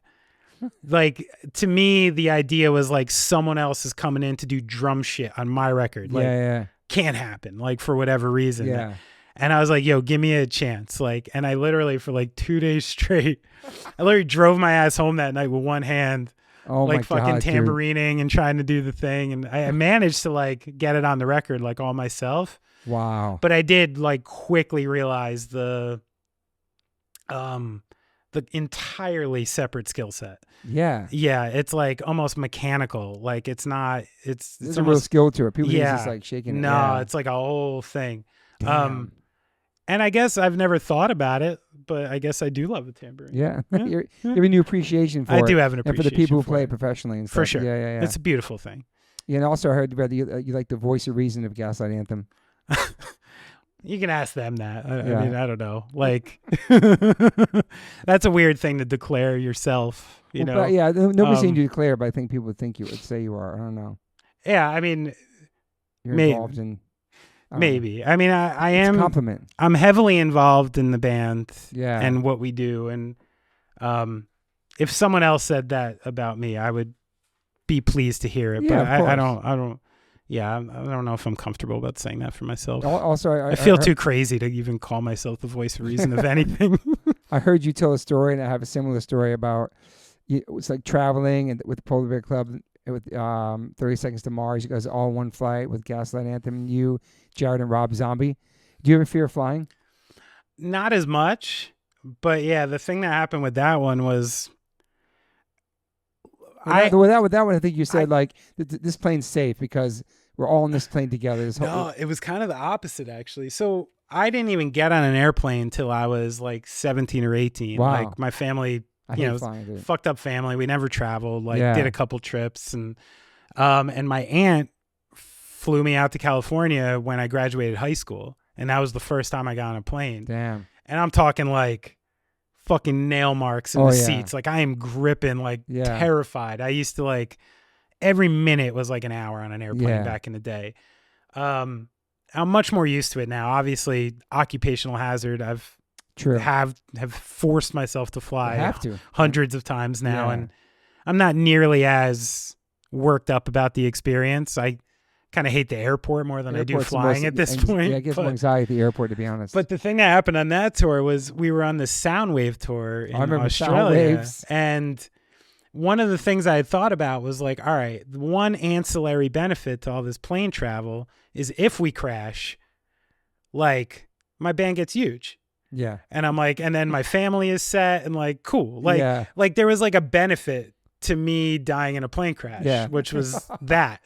And when I was on this plane with fucking Jared Leto and Rob Zombie and all these other bands, I'm like, I am now an afterthought in this story. Yeah. I don't even get my name in the newspaper article. I'm just among like 36 musicians who passed away, including Jared Leto and Rob Zombie. Yeah. So I was like, this airplane is fucking up my whole theory of the plane going down helping my career. Yeah. Yeah. That was I've had this before. I was on the plane with a bunch of people, but I had the same story where Jared Leto was doing yoga in the airport at the baggage claim. Yeah. I saw that myself, and I heard you tell the same story. Yeah. The dude from Polar Bear Club took some photos or Goose. something. Yeah. Yeah, Goose took pictures of Try to him. sell him or something. He did try to sell him, yeah. Just TMZ didn't buy. I'm sure they got a lot of photos of Jared at the airport on yoga mat. Shout out to Jared Leto. But yeah, that's I witnessed that too, though. You saw it too? Same thing, yeah, dude. So airport yoga, I guess, is a regular running thing. It's a real thing. I mean, obviously, I was going to ask you, do you spend a lot of time on social media? But I guess you're more like a news guy. Yeah, I like to stay informed. But you check Reddit every single day? No, not every day, but I do check the Gaslight Reddit thread periodically. Like, so everything that's written on there, I do see eventually, for sure. And so you are cool with reading negative comments or anything like that? Doesn't bother you at all? Again, tell it fart again. Sorry. No, it's okay. I love it. So you read every comment about your band on there? Pretty much, yeah. Yeah, same on Instagram. Like, I see most of the shit on Instagram. You think it's good for your psyche? No, probably not. Like, I think, again... What do you do it for? Just to see what the fans think about? I think really... It smells so bad. I'm so sorry. Really, I think it comes down to the thing I was talking about before, is like, receiving politics on social media, I hate. Because I don't think I'm getting anything real. I think agree. I'm getting someone's reaction to an opinion. Yep. And that back and forth seems incredibly unhealthy to me in a lot of different ways. And ingesting everything you ingest that way seems really unhealthy. Yeah. On the opposite with the band stuff, I find it informative. Mm-hmm. You know, because even if I think they're wrong, even if I think someone's being an asshole, you know, like sometimes you respond to it on Reddit? No, I don't even have a Reddit like account. Okay. Yeah. So like I've never even posted a thing on Reddit. I just see it. So this one page is just everything Gaslight Anthem? Yeah, it's like a Gaslight Anthem dedicated subreddit. Okay. Where like if something happens, people talk on there. Okay. You know? Yeah, and I really see it more as just like, all right, what are people thinking about the thing? You know, like these are our fans. They're hard enough core fans to have a handle on a subreddit and about my opinions. band, which means they probably know what they're fucking talking and they about. Care. And they care. Yeah. And they have an opinion. And even if their opinion is, oh, their new shit sucks. Okay, you're one person over there. Yeah. Then there's another person over here. Usually there's someone who talks shit to them for talking shit. And, you know, there's that kind of stuff. So that stuff really, really doesn't bother me. But also, I think you have a thing with like music critics, though, right? Pitchforks and stuff like that. No, not really. I mean, I found there's a couple people towards the end to Get Hurt that I felt were moving from music to personal. Okay. And that getting too was a little bit of a problem. Yeah. But again, no, I ingest reviews almost the same way I ingest like the shit online. I'm curious. This is someone paid to listen to records and give their opinion. And do you think that those people's opinions and comments have any kind of power of you writing music or doing something will it change something in the band? Do you listen to it? Sure. I mean, maybe subconsciously, I don't know. Even a recent story is part of the reason that Short Stories EP came out was there was like a public reaction to the mix of the record. Okay. People didn't love it. Okay. And, you know, was it a lot of people or is it a handful of people? You know, a handful feels like a lot. That's what I'm saying. That's what I'm saying. Yeah. I know. But in that case, some of the stuff people were saying was one of those times where I'm like, all right. kind of see that. Okay. Could kind of see that. And when it came to, we had a new management company and they had a hookup to someone who could remix the record really cheap, who was great. And it was like, all right, let's give it a try. See how it sounds. People don't like it. And when we got it back, it sounded different and it sounded great. And part of the release was telling people like, yeah, we heard you. Like, wow. Okay. And this is like a different way to ingest the record if you want. And the people like, love the new version? Seemingly. Wow. Yeah. Okay. So that's interesting. So it was. That's a positive thing. Yeah. I think so. If it's like, you can't be perfect all the time either. Yeah. And maybe some criticisms are real and good. I'm not saying the old mix or the new mix are better or worse. I think there's upsides to both of them, but like people wanted to hear us a certain way. Yeah. And I can understand that as a music fan. Were you know what I happy with mean? the mix before you saw those comments? I was. Okay. Yeah, I was. It was kind of shooting for something, Yeah. a little bit that maybe didn't quite hit the mark. Mm. That's all right. Yeah. Like, so part of the reason for doing that was to just like get this little boost in touring, like have a new song out and like a new mix, and ended up being a cool experience. Yeah. And you go back and read the comments of the new mix version, what they're saying? It was almost like uniformly positive. Wow. Yeah. So it seemed. And were people saying like, I think they heard us, or they think they were? Yeah. That's like people were almost crazy. like appreciative, like, band oh wow, actually they cares. actually heard us and they changed something, which was wow, man. And that was one of the scary things for me doing it. I was very reticent to put out the remix, and part of the reason was because there's not a lot of historical precedent, and like a lot of like what I do, I like to base off like history. Yeah. Who's done this before and who did it well? Yeah. And let's look at that. Who did it bad? Let's look at that. I found so few resources of a band who decided to remix their new record and put it out again that like I was like, how do you deliver this? How do you post about it? And like, it was kind of new territory a little bit. So I had no idea how it was going to come back. And coming back positive was actually, oh, wow. How soon after the first version was out did the second version came out? Oh, quite a while later. Okay. Like a good year, probably. Okay. Yeah. So a year of reading stuff and digesting it all. Like, okay, let's try this. Yeah. That's interesting, man. Yeah, it was funky. So the listeners probably know that somebody's on there from Gaslight Anthem paying attention. I think Alex Rosamilia actually posts on there. Okay. Yeah, he's all over it. Yeah. With his name and everything? I think so. Well, he probably has some weird Reddit name. Were you responding to message boards back in the day too? Like you were just on reading, you weren't posting stuff? No, but I mean, I was trying to pick up girls on the Victory Records chat room and shit back in the day, like everybody else. Like, Are you serious? Yeah, one of my first girlfriends came out of there. Are you serious? Yeah, Beth Baralecki in Metuchen. Oh, met her at a Friendlies. We met on the Victory Records chat room. Yeah. Are you New Jersey for life?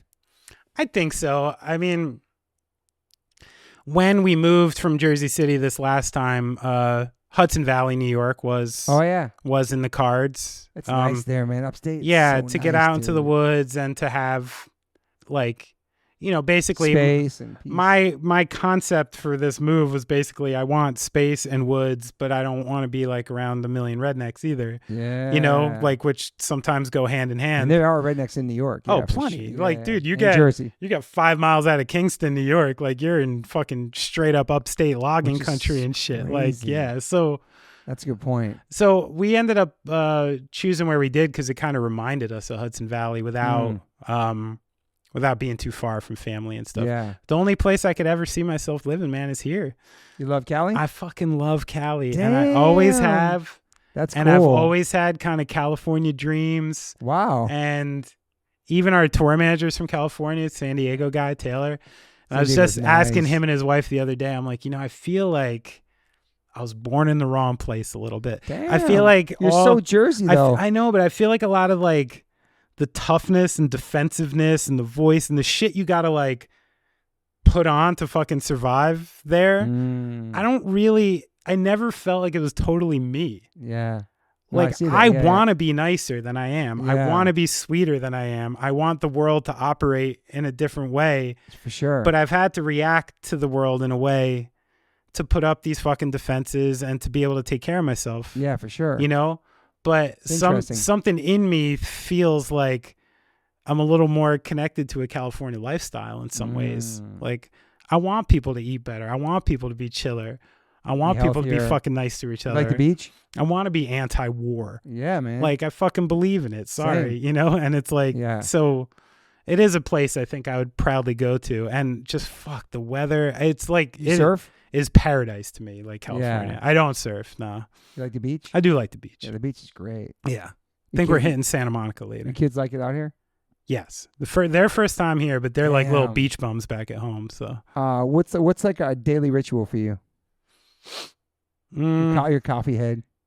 Yeah, always coffee to start. You have your own coffee maker?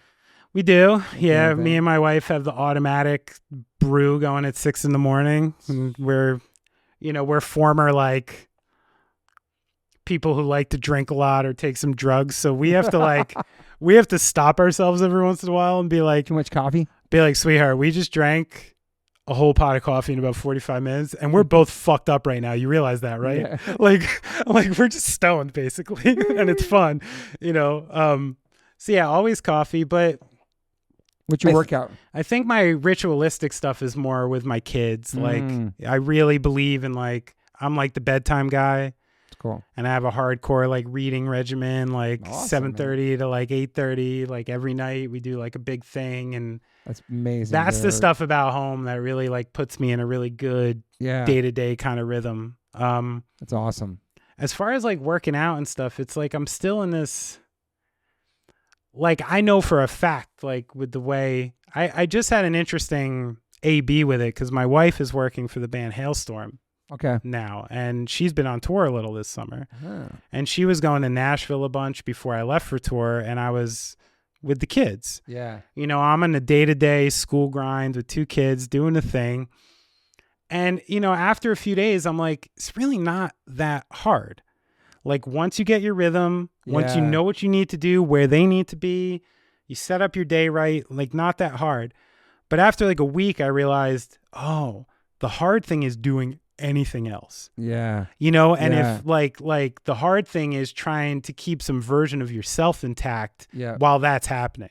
And I can see so easily how you could just slip into like a day-to-day malaise where you're just not taking care of yourself, just taking care of other people. For sure. That I could totally see. And it makes me realize like the extra effort you have to do to be like an adult in that kind of situation and to have those good habits, like balancing them all. I see a guy outside at like 5:30 in the morning running and I'm like, there's part of me that really respects him. Yeah. There's part of me that fucking hates him for showing me up, for showing me up like that. Cause I'm not going out there at 5:30. I see Mark Wahlberg getting up at 4 a.m. These dudes are like working at 4 a.m. Yeah. Bro. And I'm like, I don't got that part of me, so like fuck you, but I respect it, but fuck you, and it's brutal. Yeah, so I do love to hike. I gotten really into hiking out where I live. Now that my dog is older and like stuff like that, I'm starting to,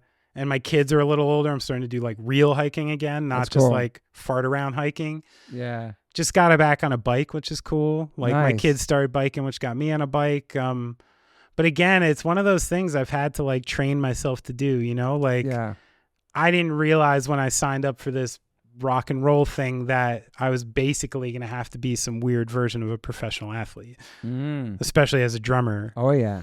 And I did not know how to take care of myself. I mean, I lived in an apartment with my bipolar mom who like essentially ate herself into diabetes. Like my food habits were horrible. Okay. Like my starting point for food, even though I've been vegetarian for 30 plus years, like my eating habits have been awful over the years. Yeah. And I'm like always going back from like food addiction stuff. And like, gotcha. I even have to explain it to my wife. I'm like, remember, I'm driving down Route 1. Every time I pass the Wawa, the Taco Bell, I got to go through a mental exercise to make myself not stop. You don't even see this place, and that's a weird mental load, an extra mental load to carry. Yeah, for sure. And I'm always fighting it. It's like a constant thing. So I'm working on it. I belong to a gym. I do the thing. That's cool. And I try. And I'm committed to not letting myself get that far. Yeah. But I don't think I've ever gotten into like a great day-to-day ritual, like, working on it still. The whole family of veggies too, huh? Yeah. That's amazing. Yep. They were raised vegetarian? Yeah. That's cool, man. That's awesome. They're getting to a point now where if they're out, if they're at a party, if they're with different people and they want to try something, it's your life, it's your body. I'm not going to get crazy about that. But in the house, I'm not going to buy meat in my house. Like, but they get it, like where it comes from and all that stuff. Yeah. And the whole process. Yeah. Yeah. That's amazing. Yeah. They're like little, like, you'd think they could work for like Goop or something, the way they talk about like chemicals. Really? Like, I don't want to eat that. It's got chemicals in it. Are you optimist or pessimist? Wow. It's really hard, actually. Like, because I can get so down on shit. Yeah. I think I'm like the world now. It's hard, man. Yeah, I think I'm like, when you catch me at the end of the day after I went through everything to get there, I will tell you I'm an optimist. Yeah. But there were certain times of the day you'd hear me talk where you'd think I'm a pessimist, probably. Yeah. Like, Respect.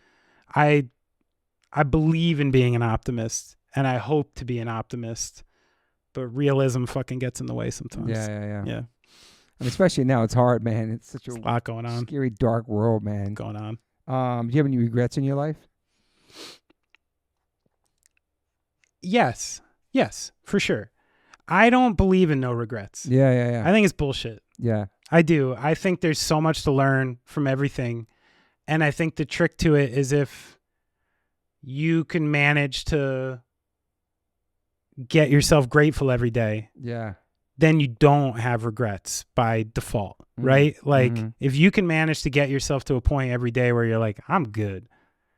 My crew's good. I'm in a good place. That means everything that led me to this point had to happen. So fuck it, And that leaves me with no regrets. But I do meticulously look back to past situations for what happened, how it happened, why it happened, and ways that I can improve or not do it. Yeah. And same that I think only comes from some version of regret. Yeah, for sure. What about hip hop? I know you're a hip hop head. Love hip hop. What are you like top 5 MCs? All time? Yeah. Okay. And are you still listening to new hip hop? Nas for sure. You still listen to new hip hop? I do. Yeah. I mean, again, the same as punk. Like, I'm not as cool as like I probably should be, but yeah. These days, all right. Let me think. Like, do your kids listen? To Nas for sure. Nas number 1. Guru for sure. Yeah. I'm gonna put Kendrick up there now. Great. For me. Best. That's 3. Let's think. I've been listening to a lot of Midnight Marauders. I'm gonna put Phife on there. Yeah, man. Just because, like, dog, dude. I like. The thing with Phife was like, we all know he wasn't like the best MC, but the shit he had to say, incredible, was so good that good. I love that. Let me put someone current in there. Let's think. I like that Denzel Curry. He's like great. He's my new favorite probably for like newer guys. Yeah. Is he not newer anymore? No, he's pretty old now, but yeah. And Freddie Gibbs, I like him. His new Alchemist record just came out. Oh, that one's good? Okay. Freddie Gibbs just came out. Yeah, it's incredible. New Clips record's incredible. Cool. You like Clips? I mean, after this tour, that's one of the things after, like, I'm in a fucking straight up guitar rock band now. So, like, I listen to almost nothing but hip hop when I get home. Great. Because I just got to get out of like, some shit. I got to get out of like the rock mode a little bit, you know? So you got Nas, you got Guru, you got Kendrick, and you got, who's the other one? Man, it's hard not to put like Posdnuos. Oh, you said Phife? Someone from De La. De La's the best. You love De La? I do. And now that everything went back on streaming, I've been like redoing a lot of De La. De La's incredible. The best, like from that time. I like a lot of old Jersey shit. I love like Jersey hip hop too. Yeah, artifacts, baby. Like, I like Lord Jay. Redman. Oh Redman, of course. Underrated, like, bro. So good, you know. Artifacts is from Jersey. Yeah. Okay, Redman. Naughty by Nature. Who else is from Latifah? Jersey? Latifah's from Jersey. I used to like Lords of the Underground back in the day. Yeah. Of course, we had New Jersey Drive, great film. Great film. Yeah, I mean, it's in Newark. I think they said carjacking started in Newark, New Jersey. I don't know if that's true or not. I think it's true. New Jersey Drive. Yeah. I remember years ago. I mean, it was, it's one of those like weird flexes when you think like being hood is cool. But I remember one year like a list came out of like the top 10 cities in America for the highest percentage of carjackings. Damn. And New Jersey had like 6 of them. Dude. And all that area, all like East Orange, Yeah. Newark, Irvington, like those are like the hotbeds. What about top 5 like punk bands Jesus. or hardcore bands? Oh my God. Let's think. All time? All Again? Jersey? No, it doesn't be Jersey. It could be anywhere. Let me think. They might have to keep it Jersey though. Keep like, it. Let's go Jersey. Let's go Jersey. No, I'll go all time. I think I could. I mean, let's think. I mean, you mentioned Vision earlier. Vision's like an underrated band that not many people mention. It's like, I mean, rest in peace, Dave. A great frontman, great fucking band. And Dave was a big influence on like me and our scene at that time, like huge influence. Yeah. I mean, all right, let's say I'm trying to just think off my head, like when you think of favorite things, I'm thinking of things I don't skip when they come on. Yeah. Ever. Descendants are one of them. Great, dude. It's gotta be. Descendants. Top tier. These days, I gotta say, I fucking love Comeback Kid. Okay, yeah. I listen to so much Comeback Kid. That's good. They're killing it, too. They're still killing this shit, yeah, dude. So good. That's cool you put them in a Canadian band. That's sick. I love, gotta put like a stoner band. I love ISIS. I listen to ISIS all the time. ISIS, okay. Yeah. ISIS, wow. Super random. Let's go. What about Jersey? There's no Jersey bands yet. All right, let's throw Lifetime in there. I'll never turn Lifetime off in my life. Like if Lifetime comes on, it's never getting skipped. That's a band I missed because I think we're at the same time, and I was like in my own H2O world, and they were in the Jersey time, the same era. I think the '90s part where I was. Yeah, Touch. They're really Touch great, before. Yeah, Touch before. They're well respected, loved band. Oh, so good. So I remember they used to take some shit back at the hardcore shows. I remember one show they played with Earth Crisis at the Wetlands, and Lifetime was playing, and someone from the crowd was like, "Ari, you sound like a chipmunk."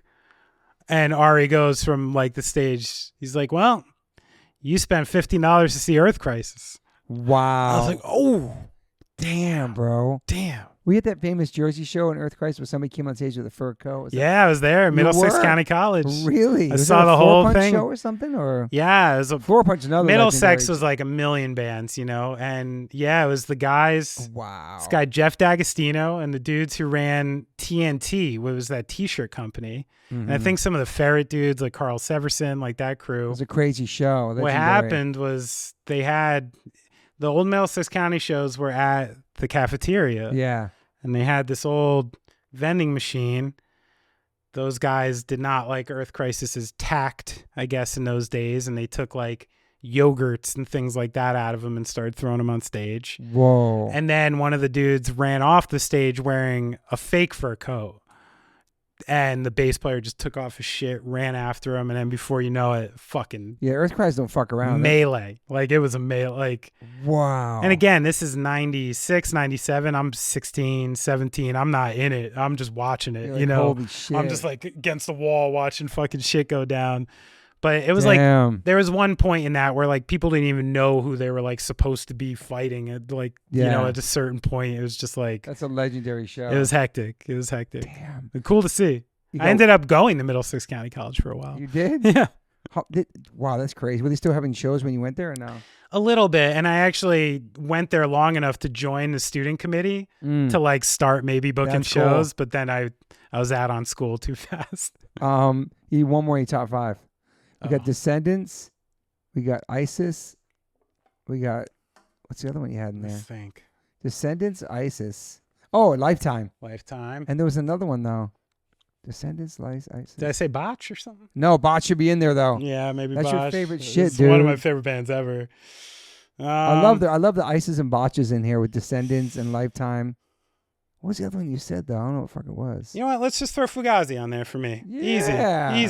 Easy choice. Nice. Because that's another one. Like if Red Medicine, if like fucking if any of those pop on, like I'm not turning it off. Like always has love. So like you like the later records one too. I do actually. Damn. I actually kind of prefer later Fugazi records. Really? Yeah. Over like Repeat. I think the argument's their best album, which I know is that's like their 6th album or something. I think it's the last one. Yeah. Have you seen Fugazi before?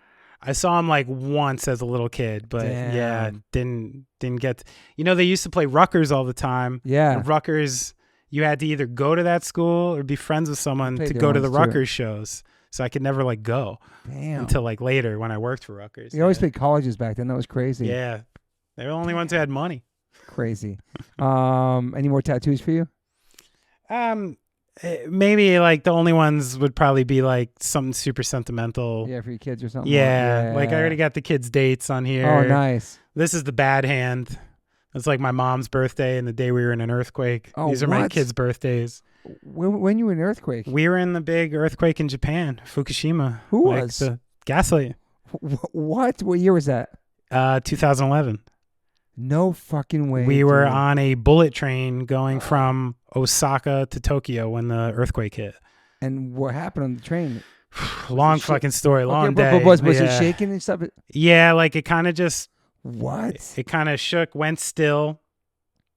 And then what felt like the train getting going. You know when a train is stopped and it gets going again? It's kind of got the little wet wiggle.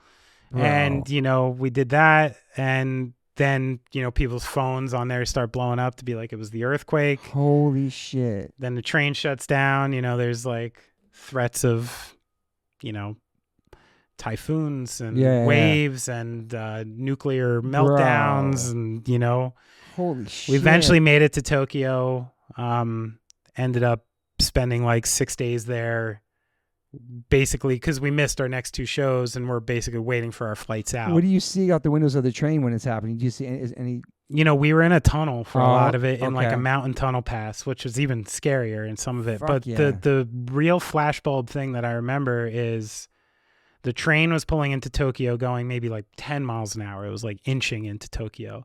And there was no lights on anywhere because obviously power was out. Freaking the fuck out. And the one thing I remember was us going into Tokyo and out of the side of the windows, thousands of fucking people in the dark just moving in the opposite way of the train, trying to get fucking home. Oh my God. Everybody who was in downtown Tokyo that day trying to get home in the dark, in the night, essentially. And it looked like a bizarre kind of like zombie scene. That was a very chilling scene to see. Wow, man, that was so scary, man. You got stuck there for 6 days. Well, and then the after stuff was maybe even scarier because we're just kind of there.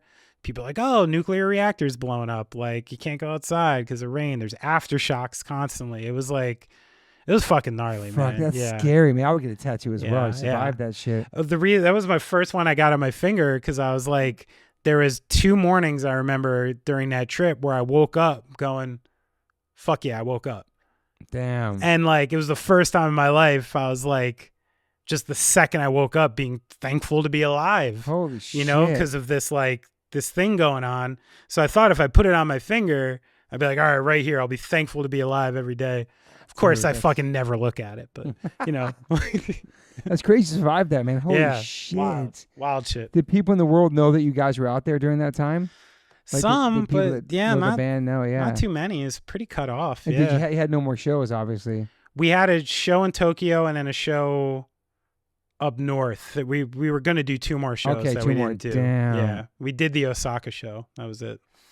That's fucking crazy, dude. It was wild. Damn. Life-altering event for sure. Well, dude, thank you for being here and fucking hanging with me and what a blast. Catching up with you. This is amazing and just reconnecting. Obviously, I did your pod. When was that pod? A couple years ago, right? Yeah. I'm coming to see you guys play tomorrow. We'll do it again soon. Yeah, we'll see you at the show. Wait, why don't tomorrow? Let's start a pit for Counting Crows and see what happens. You want to start a pit? Yeah, you want to open it up? Only if they play the song from Shrek, man. Yeah. I'll talk to Duritz tomorrow. I'll say, if you guys play the Shrek song, me and Toby are going to open it up. And my boy London's there doing sound. The legend. Oh, yeah, from Rancid. Yeah. Shout out to Sean. London. I'm going to see him. Sean. Yeah. Yeah, I'm going to see him tomorrow. I saw that Rancid tattoo and I'm like, there's no way Toby doesn't know who this is. Oh, like, of course. Well, I didn't realize it was me, Tim, Lars, Matt, and Sean. That was it who got it. Nobody H2O else got it. Just Yeah. me. So when I saw it, I was like, who else has that? That was interesting. Yeah, you nailed it pretty fast. You was like, oh, Damn. you guessed one, and then you're like, if it's not him, it's got to be the other. That's crazy, man. I'm stoked to see him tomorrow and see you guys play. And got to meet your awesome family today. You guys at Green Table. It's awesome, man. Yeah, place is dope. Hey, Toby, I'm happy for you, man. Thank you, man. I saw where you came from. Yeah, you did, And this dude. shit's fucking rad. You got a rad life. Thank you, man. And you're a hustler, and I appreciate you. Thank you. You've been making your own shit forever. And long time, man. Yeah, I got your back always. Thank you, bro. I appreciate you. It was great to meet your family, and stoked to hang with you tomorrow, man. Hell yeah. All right, bro. Thanks for being here. Thanks, bud. Oh, wait, you check your DMs when people hit you up? Sometimes. Okay. Yeah. So you check your messages? Yeah. Yeah. Okay. Yeah, for sure. So people can reach out to you. Yeah, I'm on Instagram. If you want to hit me up, you can hit me up on Okay. Instagram. I'll find it eventually. Yeah. All right. Peace, everybody. Bye. All right. Thanks, Toby. Gotta give a big shout out to Liquid Death. I've been in a band called H2O for 30 years. And my first real job with a company is a water brand. Go figure. Love you, Liquid Death. Love the people. Love the brand. Love the concept. Love what they give back. Love the community. Love what they do for the environment. You can go liquiddeath.com/OLLC and get free shipping on any of their merchandise that they make. They have such incredible collabs. Also, if you want to hear the story of the CEO, my good friend Mike Cesario, on the podcast, you can go to episode 115, part 1. And then 2 years later, we dropped a part 2, which is episode 275 with the CEO, Mike Cesario. Just a man from Delaware with a dream, worked at a marketing company, and made this become a reality. Liquid Death is an incredible company, incredible water, incredible people. And I'm super, super honored to be part of them. They sponsor my life. They sponsor everything, my family. So go liquiddeath.com/OLLC and get free shipping on anything you want to buy on that site. If you want to get water, it's exclusively on Amazon.com. Murder your thirst, y'all. I always ask my guests if they have any regrets. I personally don't have any regrets. Even when it comes to my tattoos, I have the silliest tattoos. Even my ET on my leg, it's still a childhood memory for me, and I love it. I've had tattoos on top of tattoos strictly because I wanted more tattoos. I started getting tattoos when I was 18. I'm 52 now, and I can't stop. I've had laser treatment before on something on my arm. It's 4 tattoos on top of each other. And that experience at that place was pretty fast. It was pretty cold. It was in and out, swipe the credit card. Don't really tell me much, didn't give me much details of anything was going to happen. So I never went back. So as of most recently, I'm so lucky enough to have had 2 sessions at Removery Tattoo Removal. My tattoo on my arm that looks like a big black blob is now super light. I've had 2 sessions. I have a long road ahead of me. None of this stuff happens overnight. You cannot take a tattoo up in one sitting. You have to be patient. And it's painful. They ice you up. It's super fast. To me, it felt like a bunch of rubber bands. But what's more painful than that is looking at something on your body that you think you're stuck with for the rest of your life. That sucks. But now for me, I'm really happy I started this journey. I'm slowly going to get this tattoo removed. I never thought in a million years I have any kind of real estate on my arm. I don't even know what I want, but it's exciting. I'm so honored to announce that One Life, One Chance podcast is now with Removery. Call 866-934-4570 or go to removery.com. Use TobyH2O and get $100 off your first session. One of the most experienced tattoo removal companies in the world. Removery has 155 locations and 1.8 million treatments. US, Canada, and Australia. State-of-the-art peak-away laser technology, cryo-technology to reduce any discomfort. This is so exciting for me because all I do in these podcasts is talk about tattoos. From day one, if you've been listening to this podcast, we talk about tattoos, talk about getting removed, talk about getting covered up. So this is such a perfect fit for me.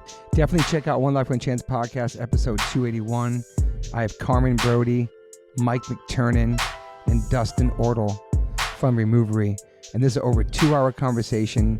People had submitted questions. It's an incredible conversation breaking down the do's, the don'ts, the fears, process, the results, everything you could imagine about getting a tattoo removed. It's all in this podcast. It's an incredible episode. I appreciate them all coming out for it. So check that out if you want to learn more about Removery and what it's like to get a tattoo removed. Once again, go to removery.com or call 866-934-4570. Use my code TobyH2O and get $100 off. These guys are located everywhere. Try it out. I have a lot of friends who are sober, a lot of friends who are straight edge, a lot of my friends who are going through it. I know struggling with substance abuse and alcoholism can be really, really hard. especially knowing who to turn to. It can be really, really daunting. I'm here to say that a good friend of mine and his friend started this incredible treatment center called Refine Recovery. They gave me a phone number, 855-516-3332. You can text, you can call them. It's totally confidential. It's safe. There'll be somebody on the other line to help you out, a compassionate human being to talk to. They help you navigate the process, the insurance treatments. They accept most of private insurances. You can go refinerecovery.com, Refine Recovery Instagram. I know it's hard, but reach out to somebody, man. People care about you. People love you. People want you to be here for a long time. People love you in their lives. If you're going through it, make this phone call. It's totally private. I know people DM me all the time about going through it and going through sobriety and trying to get straight and trying to take care of themselves, and the struggle is totally real. And Refine Recovery is the definitely move. Reach out to them, 855-516-3332, or text them, 855-516-3332. You can call or text this number anytime, 855-516-3332. You know the drill. This number is here for you to call.